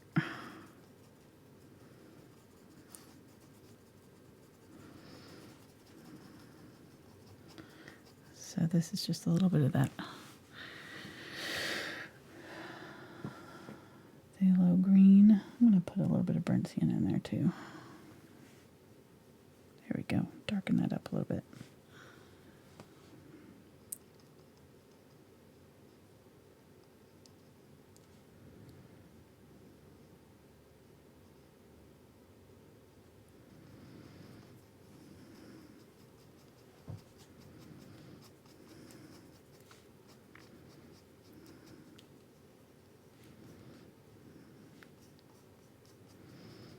I told you to bring your switch in here to play.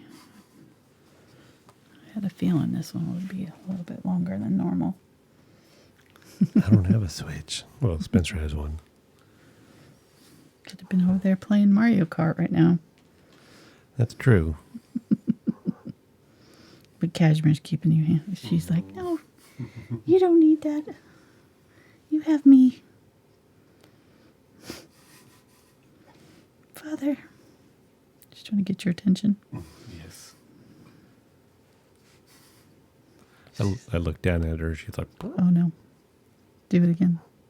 Yep. Oh, did you need something? Oh. Such a flirt.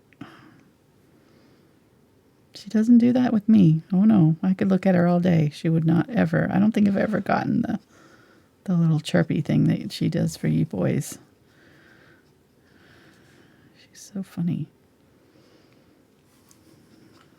yeah, she does it really dramatically with Spencer. Oh, Spencer is if we bring him in here and The world comes to a stop and Spencer comes in the room. you should go get him and have him come in.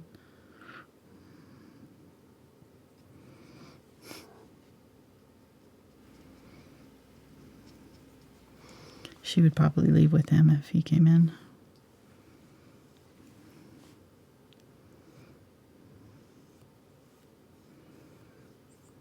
Stem. Those pants are definitely getting thick. They're not one to spread. They are sticky, sticky, sticky.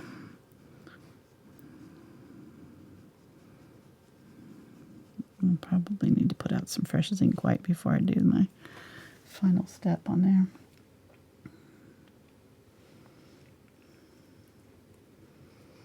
Some burnt sienna here.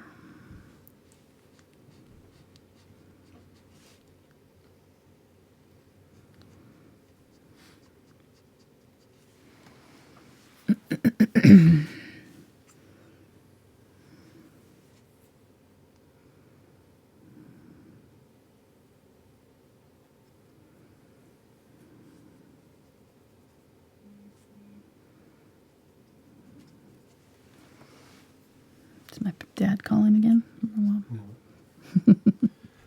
No, it's the phone company said that we used all our data. Oh no. Who's been using it all? I don't know.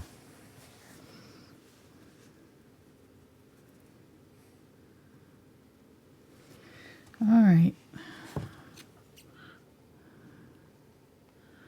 These leaves are blurry in our picture, so there's not a whole lot of detail in them. So if you want to do super detailed leaves, you may have to get a better photo than this one for it. Come on. This paint is not wanting to spread for me at all. It's just very sticky.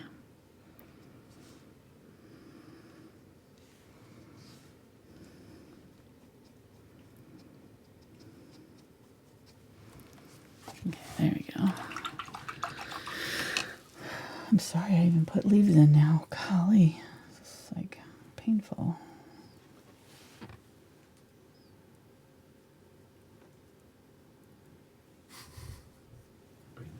I know, they are.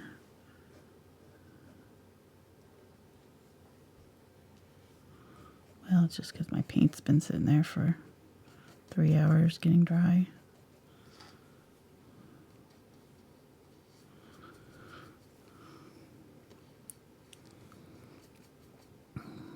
I really should have just painted these in, and then it would have been easier if I had painted them with the background and then just did them over the top.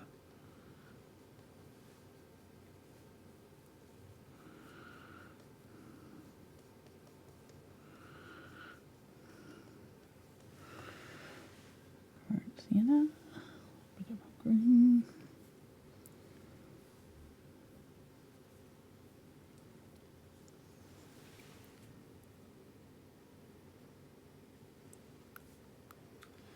They would like to know when the paint gets sticky, would a glazing medium help? It can, but Not a whole lot at this point. It's just drying. Not a whole lot you can do, except for just put out fresh paint.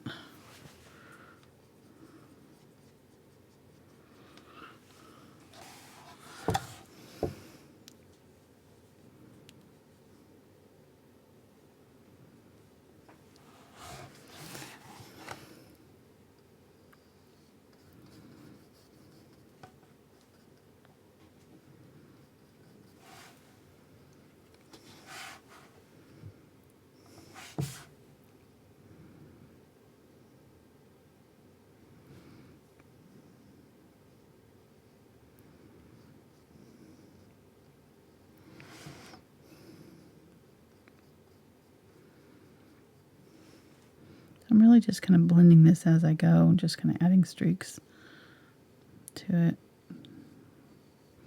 Because this is so blurry in our picture, there's really no definition, no veins or anything like that that might be in a normal photo.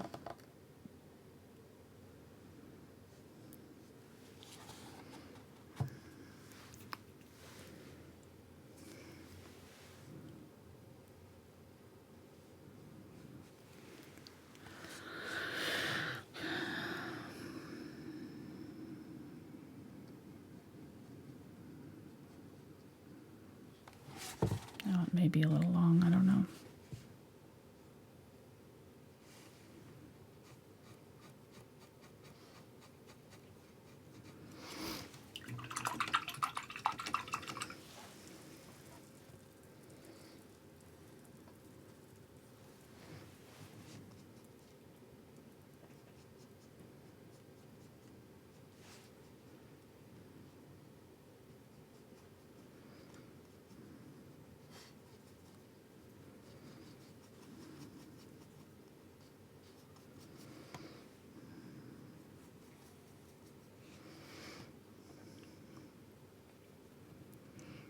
White here. This one's got white in the middle.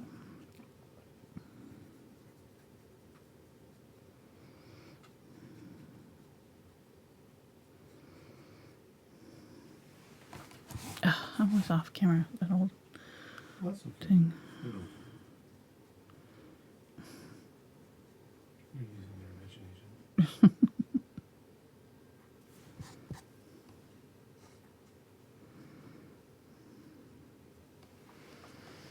Okay.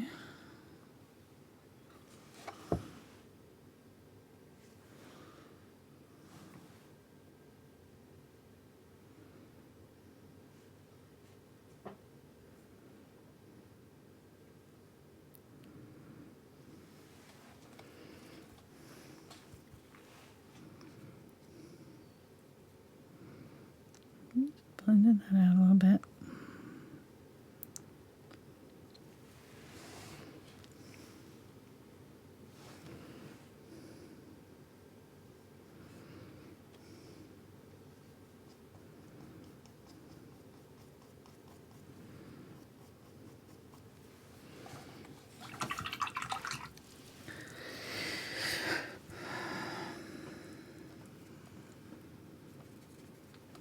Grabbing some of that yellow. Add some of that yellow back in there.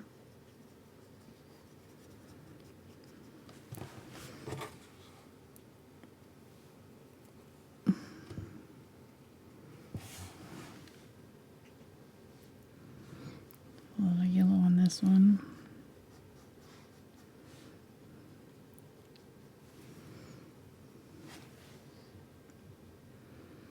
Grabbing some of that glazing liquid to help smooth it out, spread it around there. It does seem to be helping a little bit.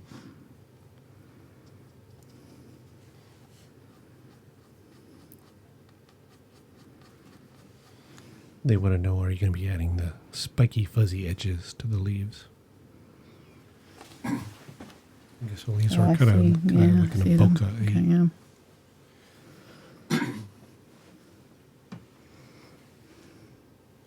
Thanks, people. I'm never going to eat tonight. You are no longer my friends. It's not a big deal. Okay. Those are the only ones I'm seeing, so I think that's going to be good enough. It looks good on camera. Let's get out my 1/4 inch here. I think I'm going to go with that one. I'm going to put out some fresh Zinc White just to make this a lot easier for me. And put out some fresh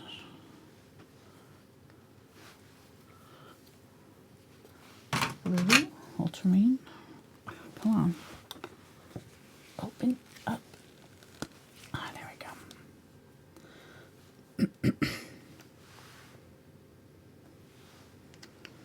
Don't need very much of the blue, but there's just a tiny bit of blue in it. So here's the Zinc White. And I've got a little bit of the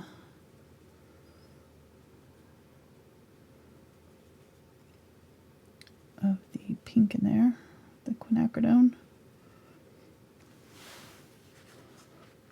Transparent, so both transparent. And then a little bit of the blue, which is also transparent. Okay, so it's kind of a soft pink violet. I'll try it up here. See how it looks.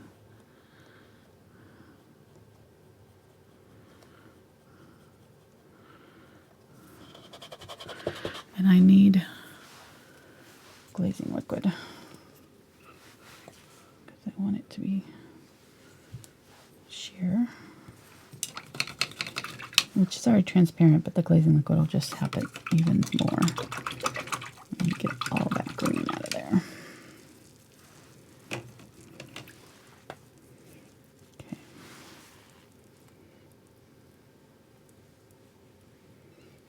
Okay. So right here, this is where we're seeing it the most.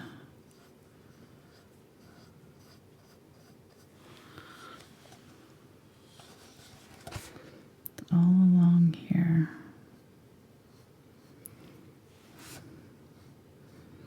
And it's kind of both directions, so kind of go back and forth right here.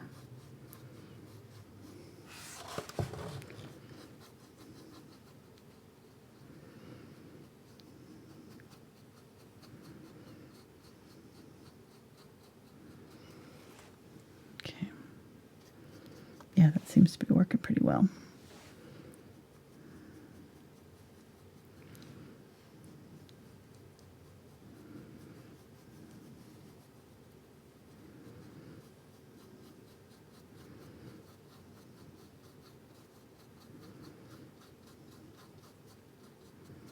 Okay, I need to stop.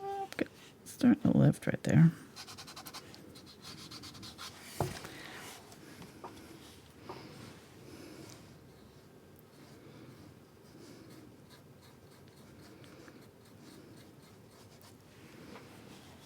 Oh yeah, that's pretty. Where? Well, that's all right.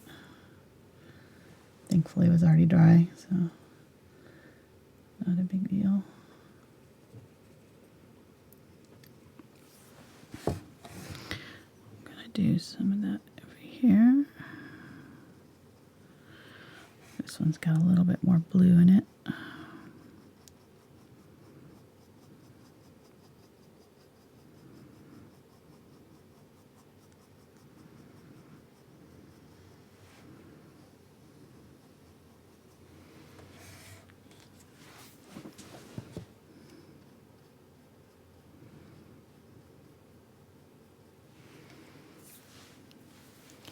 Yeah, that's what gives it that kind of velvety look.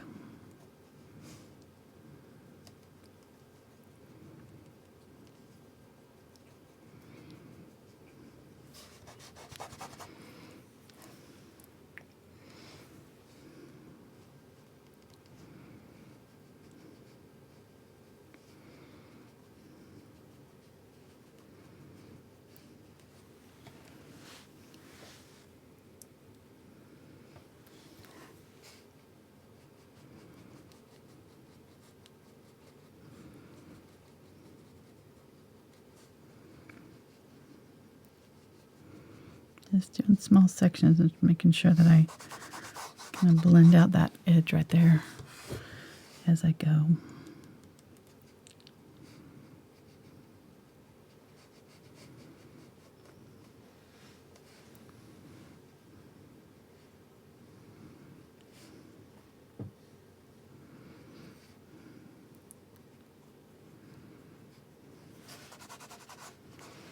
Here we go.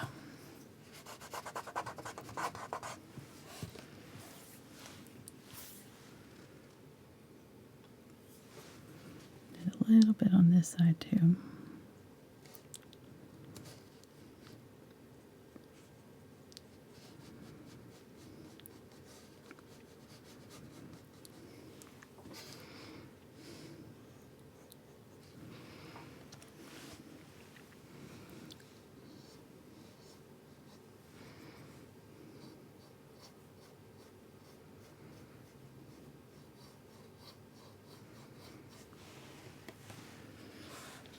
Go.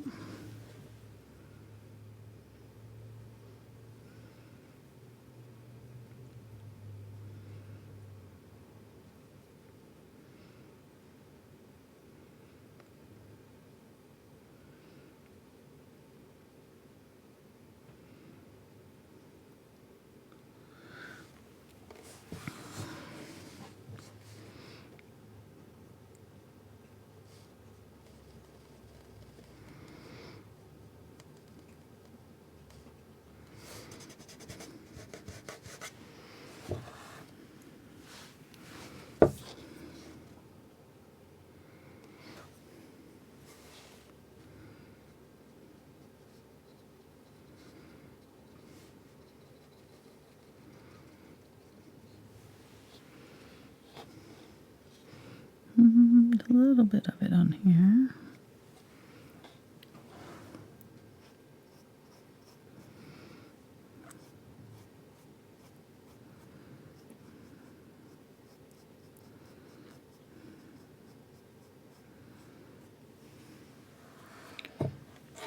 This is what will really make it pop. It's already looking pretty good, but this is really gonna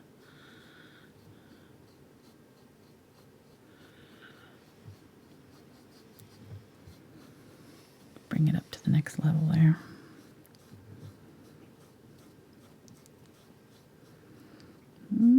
Should let that dry a little bit longer.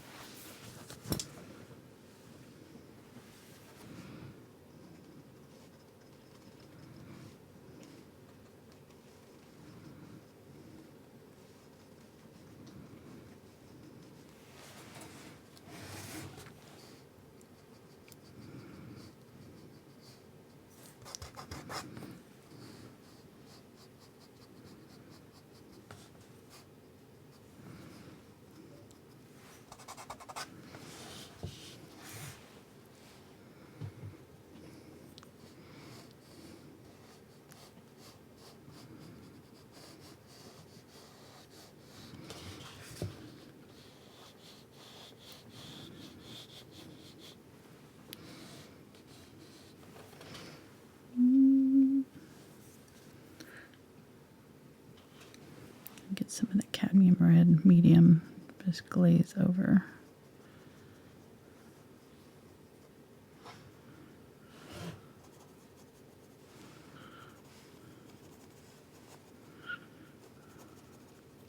So if you go too far, or you have it where it looks like it's too noticeable, like I didn't like that one very much, you just go back over it with a glaze of the darker color. It'll cover over really nicely. How you doing, hun? Hanging in there? I am. Good. How are you doing? Good. Because I've been able to get up and stretch my legs and stuff, and I'm you've all just right. been hammering it out. Just going hard at it. Yeah, this one's a long one. A little bit more pink on this side here. I won't even charge you overtime for this. Okay, good. Thanks. I'll take you out to dinner as payment. I like the sound of that. A nice date night. Yeah.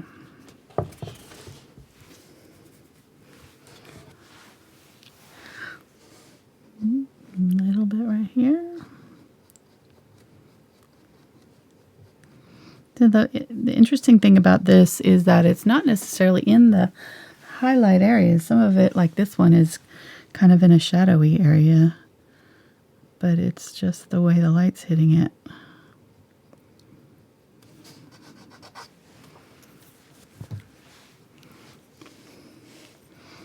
And there's this all along here.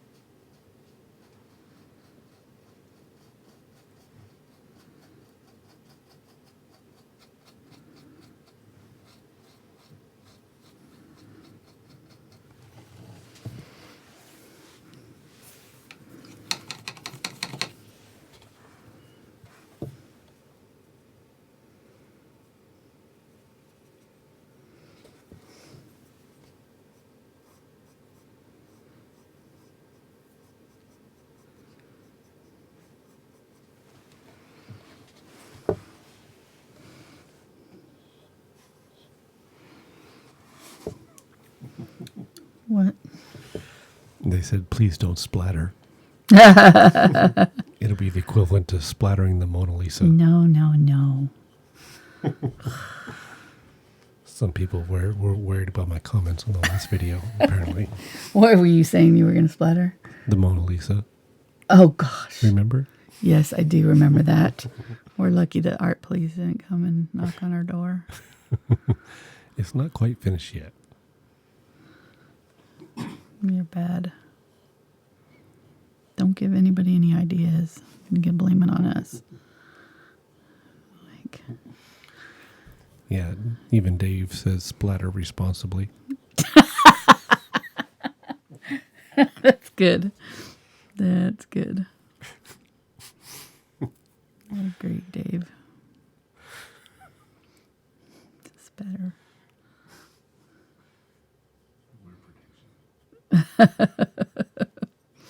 That could help too. Okay, we're getting there. It's looking really pretty now.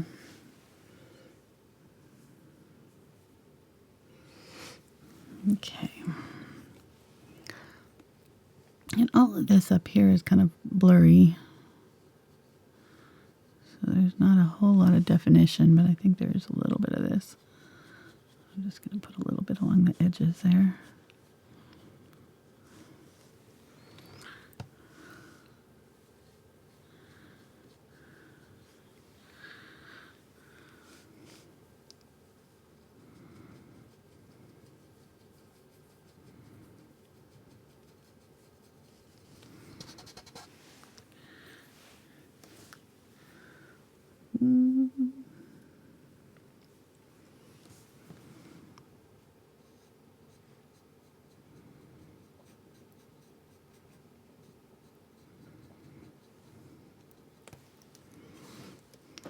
You can see the difference that it makes, you know, on the ones we've done, and it just brings out a whole nother level of richness to it.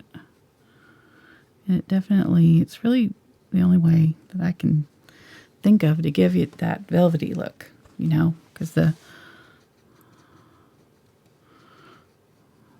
highlight colors help, but it's not as deep looking, I guess, as this.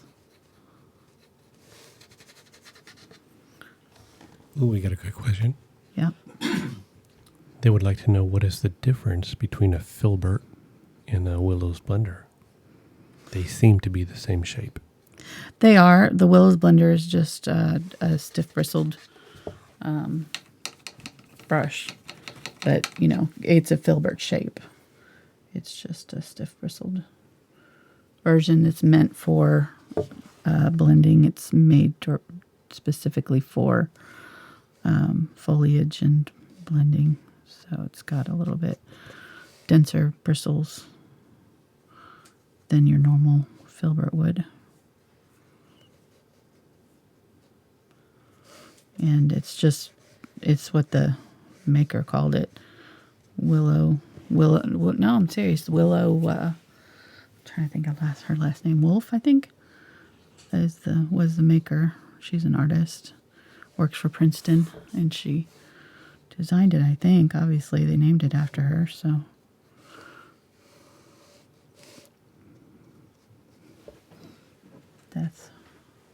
So when you design a brush, you get to put your name in it. So. Could have been called the filbert blender or something like that, but nope. The half sprinkle smidge.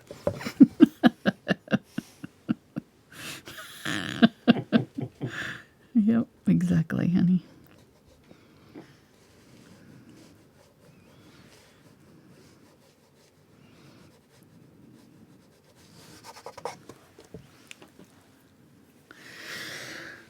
Goodness. I'm just taking my time here because I don't want to rush this part. You're going to really mess it up if you do it too quickly and don't do it right. So even though we're ready to eat, take that extra time, take our time. If you have to, if you've been doing this and you're tired, come back and do this later. Seriously, because you could really mess it up, you know, with this step, because it takes some concentration to get it just right. Let me get the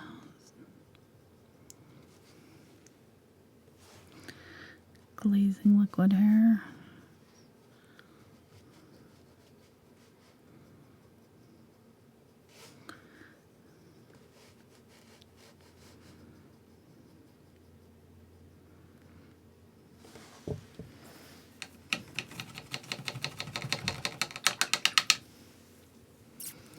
Okay. I'm out of Zinc White, so I'm going to have to use it wisely. You have no more Zinc White? I do have some. Okay. I'm just joking. Just saying I don't want to have to. I'm just feeling lazy. This one really doesn't need a whole lot. It's already got the highlight all along it.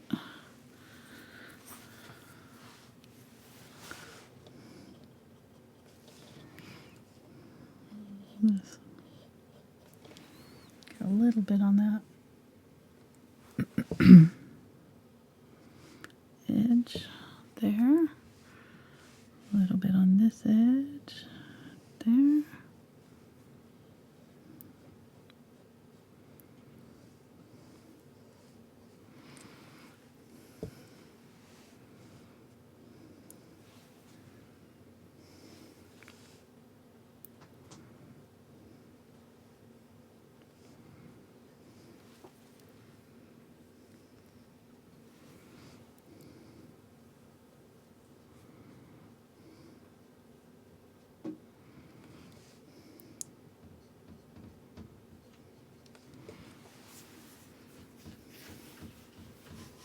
Cashmere's like, let me in. Father, you closed the door on me. Spencer was out there. I need to tell you something. What's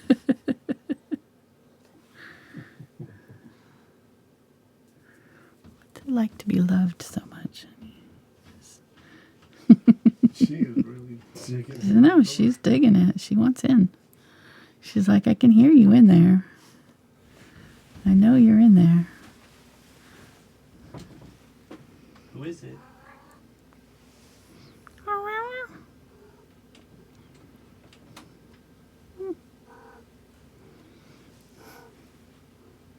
Chirpy, chirp, chirp.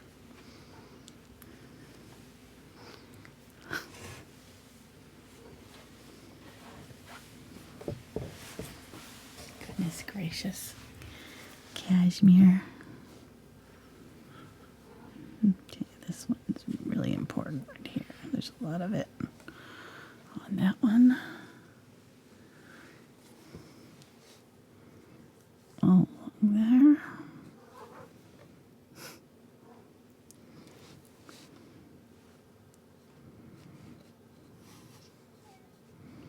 What is she doing?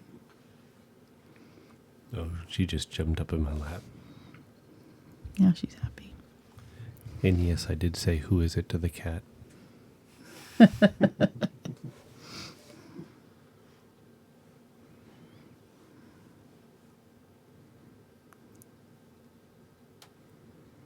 is I, Father. Let me in. Alrighty, almost there.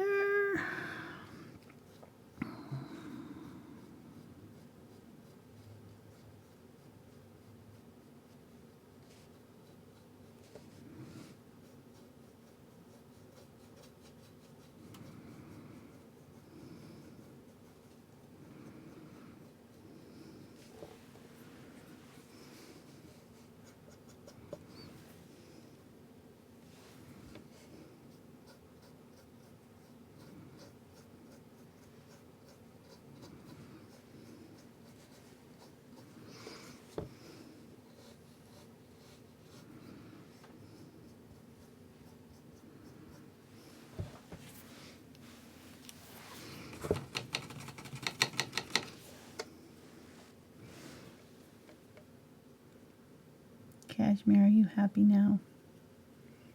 She's sitting on Mark's lap. So happy. Here's the quinacridone here. Just gonna put that back on over the top.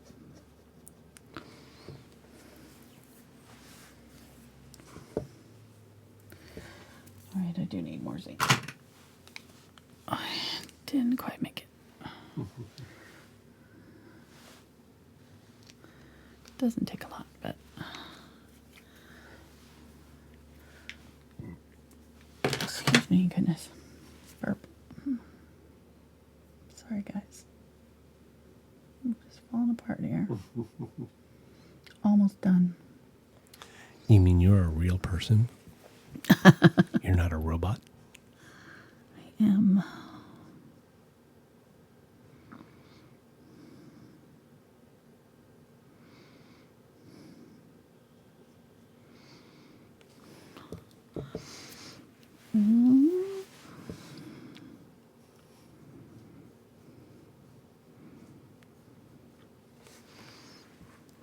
Probably need to let that dry a little bit right there. So do this part.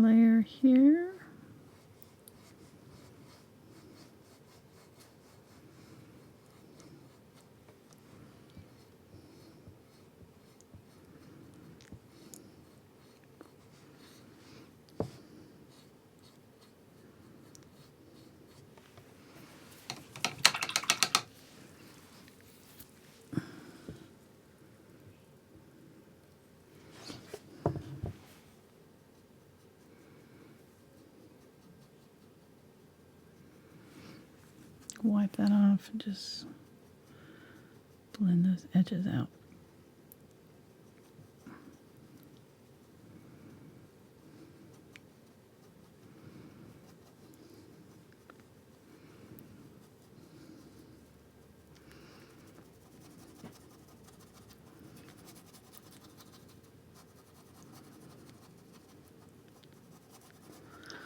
Goodness gracious, I can hear her purring from here.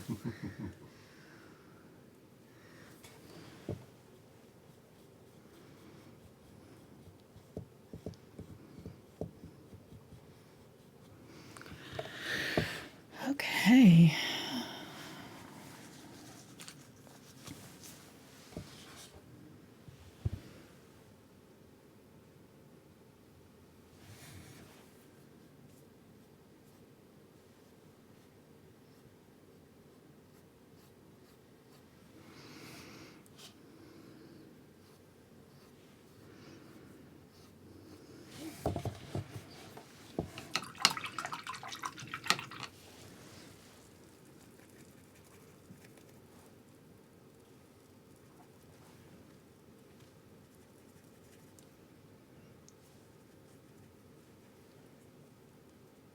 Make some more of that dark color. Purple. Quinacridone black. And add a little bit of zinc white to it.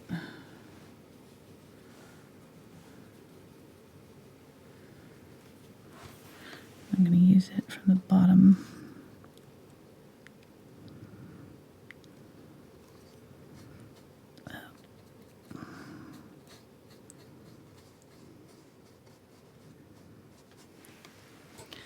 There.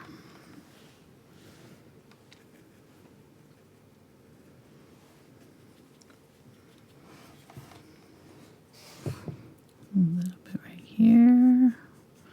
What this will do is tone down any really bright, too bright edges. It'll make it kind of uniform. The last little bit of detail. This is just glazing that shadow color over the top of our got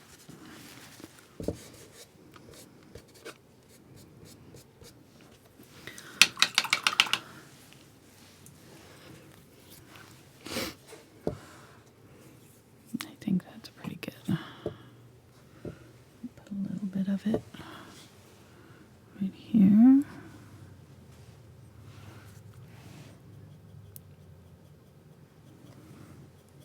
What are you laughing at? I wasn't laughing. Oh. Sound like, what are you laughing at? There's nothing funny here. Exactly. What are you laughing at? Wipe that smile off your face. It didn't come out. It came out gruffer than I meant for it to. Like, what are you laughing at? You looking at me? All right. Let's see. I think I want a little bit more softer.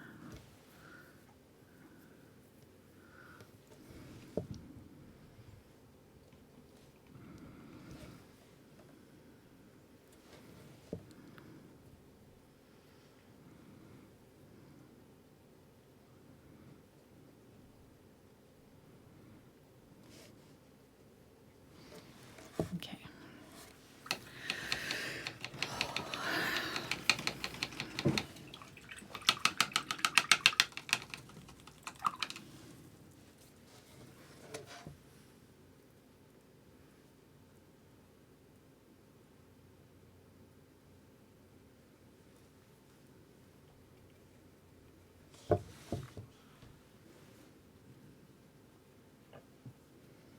Glaze a little bit over this right here.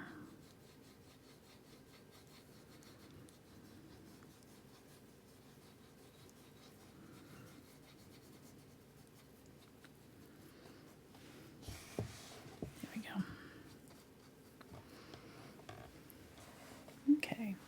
And you can do, go back and forth with this and add several layers of this if you want to. The more you do it, the richer it'll look. You can go back in and add more shadows and highlights with this as needed, but I think this has turned out pretty good. I'm happy with it.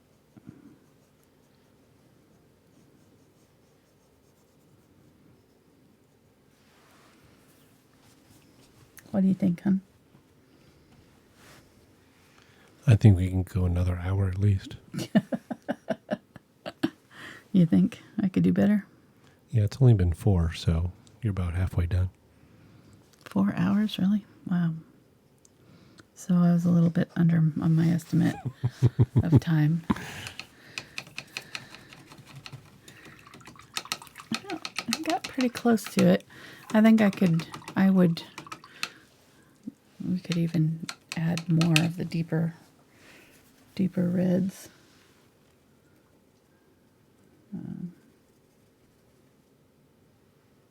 Out of my quinacridone there. But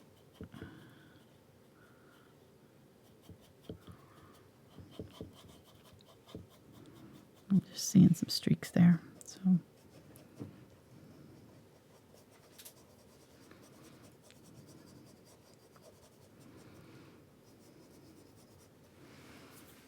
okay, I'm gonna call that good. I need to fix this part over here real quick. Just remembered. Darn it, I thought I was done.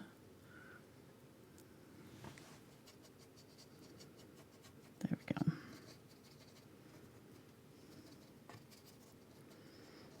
Get it close enough and just kind of blend out the edges and you're good enough. All right, there we go. Let me sign it.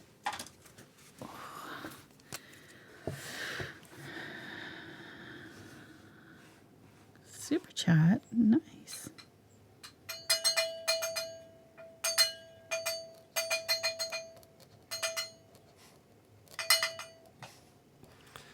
I could have gone on much longer. That's okay. Because we got a few super chats to Did read. we? Yay. Okay, sit back and enjoy. Okay, Here we go. let's do it. All right, the first one was from Ashley about 4 hours ago. Just to start the show, start the party. Yeah. My audio is coming through there, sorry.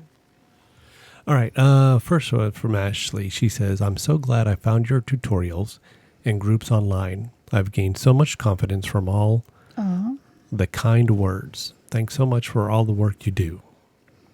That's awesome. So thank you, Ashley. The next one was from Sandy, and she says, thank you for sharing your wonderful talent. I enjoy listening to yours and Mark's banter. It makes the entire experience great fun. Love the large flower set. So thank you, Sandy. Thank you, Sandy. Then we had another Sandy, Sandy Jane, and she says, I really needed all of you today. Thanks, Angela, Mark, and my friends. Yay. Thank you. And then Marcia, and she says, thanks so much for taking the time to share your experience. I definitely see a difference from my beginning paintings until now and could not have done it without you. Love you too, Mark. Awesome. You remind me of my husband. Hey now. Thanks, Marcia. Thanks, Marcia. And then we have Laura, and she says, thank you both for your humor, patience, and all the love you share with us in your tutorials and life. Aw. Oh, thank you, Laura. Thank you, Laura. And then Jillian, she says, for the white spot tip, worth it to learn after all these years. Even this experienced painter can learn. Thank you for sharing. Thank you, Jillian. Thank you, Jillian. That's awesome. Then we go back to Sandy Jane again. Says roses are red, violets are blue. If you give some money, everyone goes moo. That's great. I love it. And then Susie says, no ugly stage here. Thank you, Angela and Mark and mods. Yes, thank you so much to my mods. Yes. Thank you very This has been much. a long one today. I appreciate you guys. Then we have Connie, and Connie says, I'm so grateful to Angela and Mark for providing this free venue for us to watch and learn Yay. Here's to a happy new year to all of you and much happiness and health. Thank you. Thank It's a you good way to so start much, the new Connie. year. Yes. Then Debbie. Debbie says, so beautiful. You guys are the best. Thank you, Debbie. Thank you, Debbie. Then we got Susan L. and LS and says, thanks for the details, Angela. Oh, you're welcome. Thank you, Susan. And then Yes. Deirdre, thank you for such attention to detail and giving us your time, talent, and sharing your lives with all of the unusual suspects. So, thanks, That's Deirdre. awesome. And Newfie says, thanks for all you do. You are awesome. Thank you. Thank you, Newfie. And then Pam. Pam says, thank you for sharing your talent. That's Aw. awesome, Pam. You're so sweet today. And then we got Jillian says, my contribution towards dinner, valiant Nice. effort. Thank you. And then Yes. we got Darlene, and I think I got her message further down, says, Angela and Mark, an amazing video. I've learned so much today. Love you both. Yes, even the chatter. So glad you're back. Thank you. Thank you to Colleen. Then we have Lady Fair, and she says, thank you for all you do, Angela and Mark. Thank you, lady. Thank you, Lady. Then we got Kathy. Kathy says, thank you, Angela and Mark. Love this one. Aw. Thank you. We're still going. Oh my hold on. gosh, you guys are super generous today. This is making me cry. And then we got Camilla or Kamala, I believe. Says, totally beautiful. Thanks for the live tutorials, Angela and Mark. You're Thank so you welcome. for that. And then we got Denise. And I thought I got Denise's message. Here, turn off the thing. I want to take a picture of this. She while said, I'm gonna, well, that's the last one there. oh, so okay. so we can sign off and then you can take a picture. Okay. I was Thank like, you. well, while I'm sitting here listening, Yes. might as well. Thank you so much to Gosh, you guys have been everybody so who's amazing donated. And I know that you got some more people on Patreon, and we Yes. really support all the love and support that you give to us. It's just absolutely incredible. Amazing. You guys are the best. I can't even, it's just, wow. I'm speechless. Thank you guys so much. Yeah, there was like 21 or 22 Wow. for donations. So, wow, that's pretty good. Amazing. All right, guys. Well, we'll have a good dinner now. Thank you so much. And we're really thank you for sticking with us and looking forward to a new year with you all. And we've got a lot of fun paintings planned. If you want to get in on the polls we got going on in Thankful Art, you can do that. Facebook group. And doing lots of new flower series. Got a Flower of the Month series coming up. So we're going to be doing small Nice. canvases all year long. We'll have 12 5x5 canvases. So stock up on those. Yeah, somebody had posted in the group that somebody had them on sale. So she Oh, was buying them, nice. getting them ready. Yep. So I'm really looking forward to that. That'll be fun. We'll be doing one a month, a new Flower of the Month all year long. So amongst other things. So, and this is the year of the pig. So we're going to be doing a pig later on this year and all kinds of fun stuff. So, all right, guys, thanks so much. Have a great rest of your weekend. We will see you Tuesday night. And Tuesday we are going to be painting I don't know. You'll have to come back and see. I'm gonna see what the group votes for. So no, I do have something in mind, but I might change it. So depending on what everybody votes on, because there was something I was planning on that didn't get a lot of votes. So I may do something different. So I'm not gonna say it because I'm not sure. So Excellent. We'll have that up, the new schedule up Monday probably. Okay, yeah, So, check out Yep. Facebook and YouTube also. Yes. Yep. And Instagram. So, all right, guys. Thanks so much. We'll see you next time. Bye.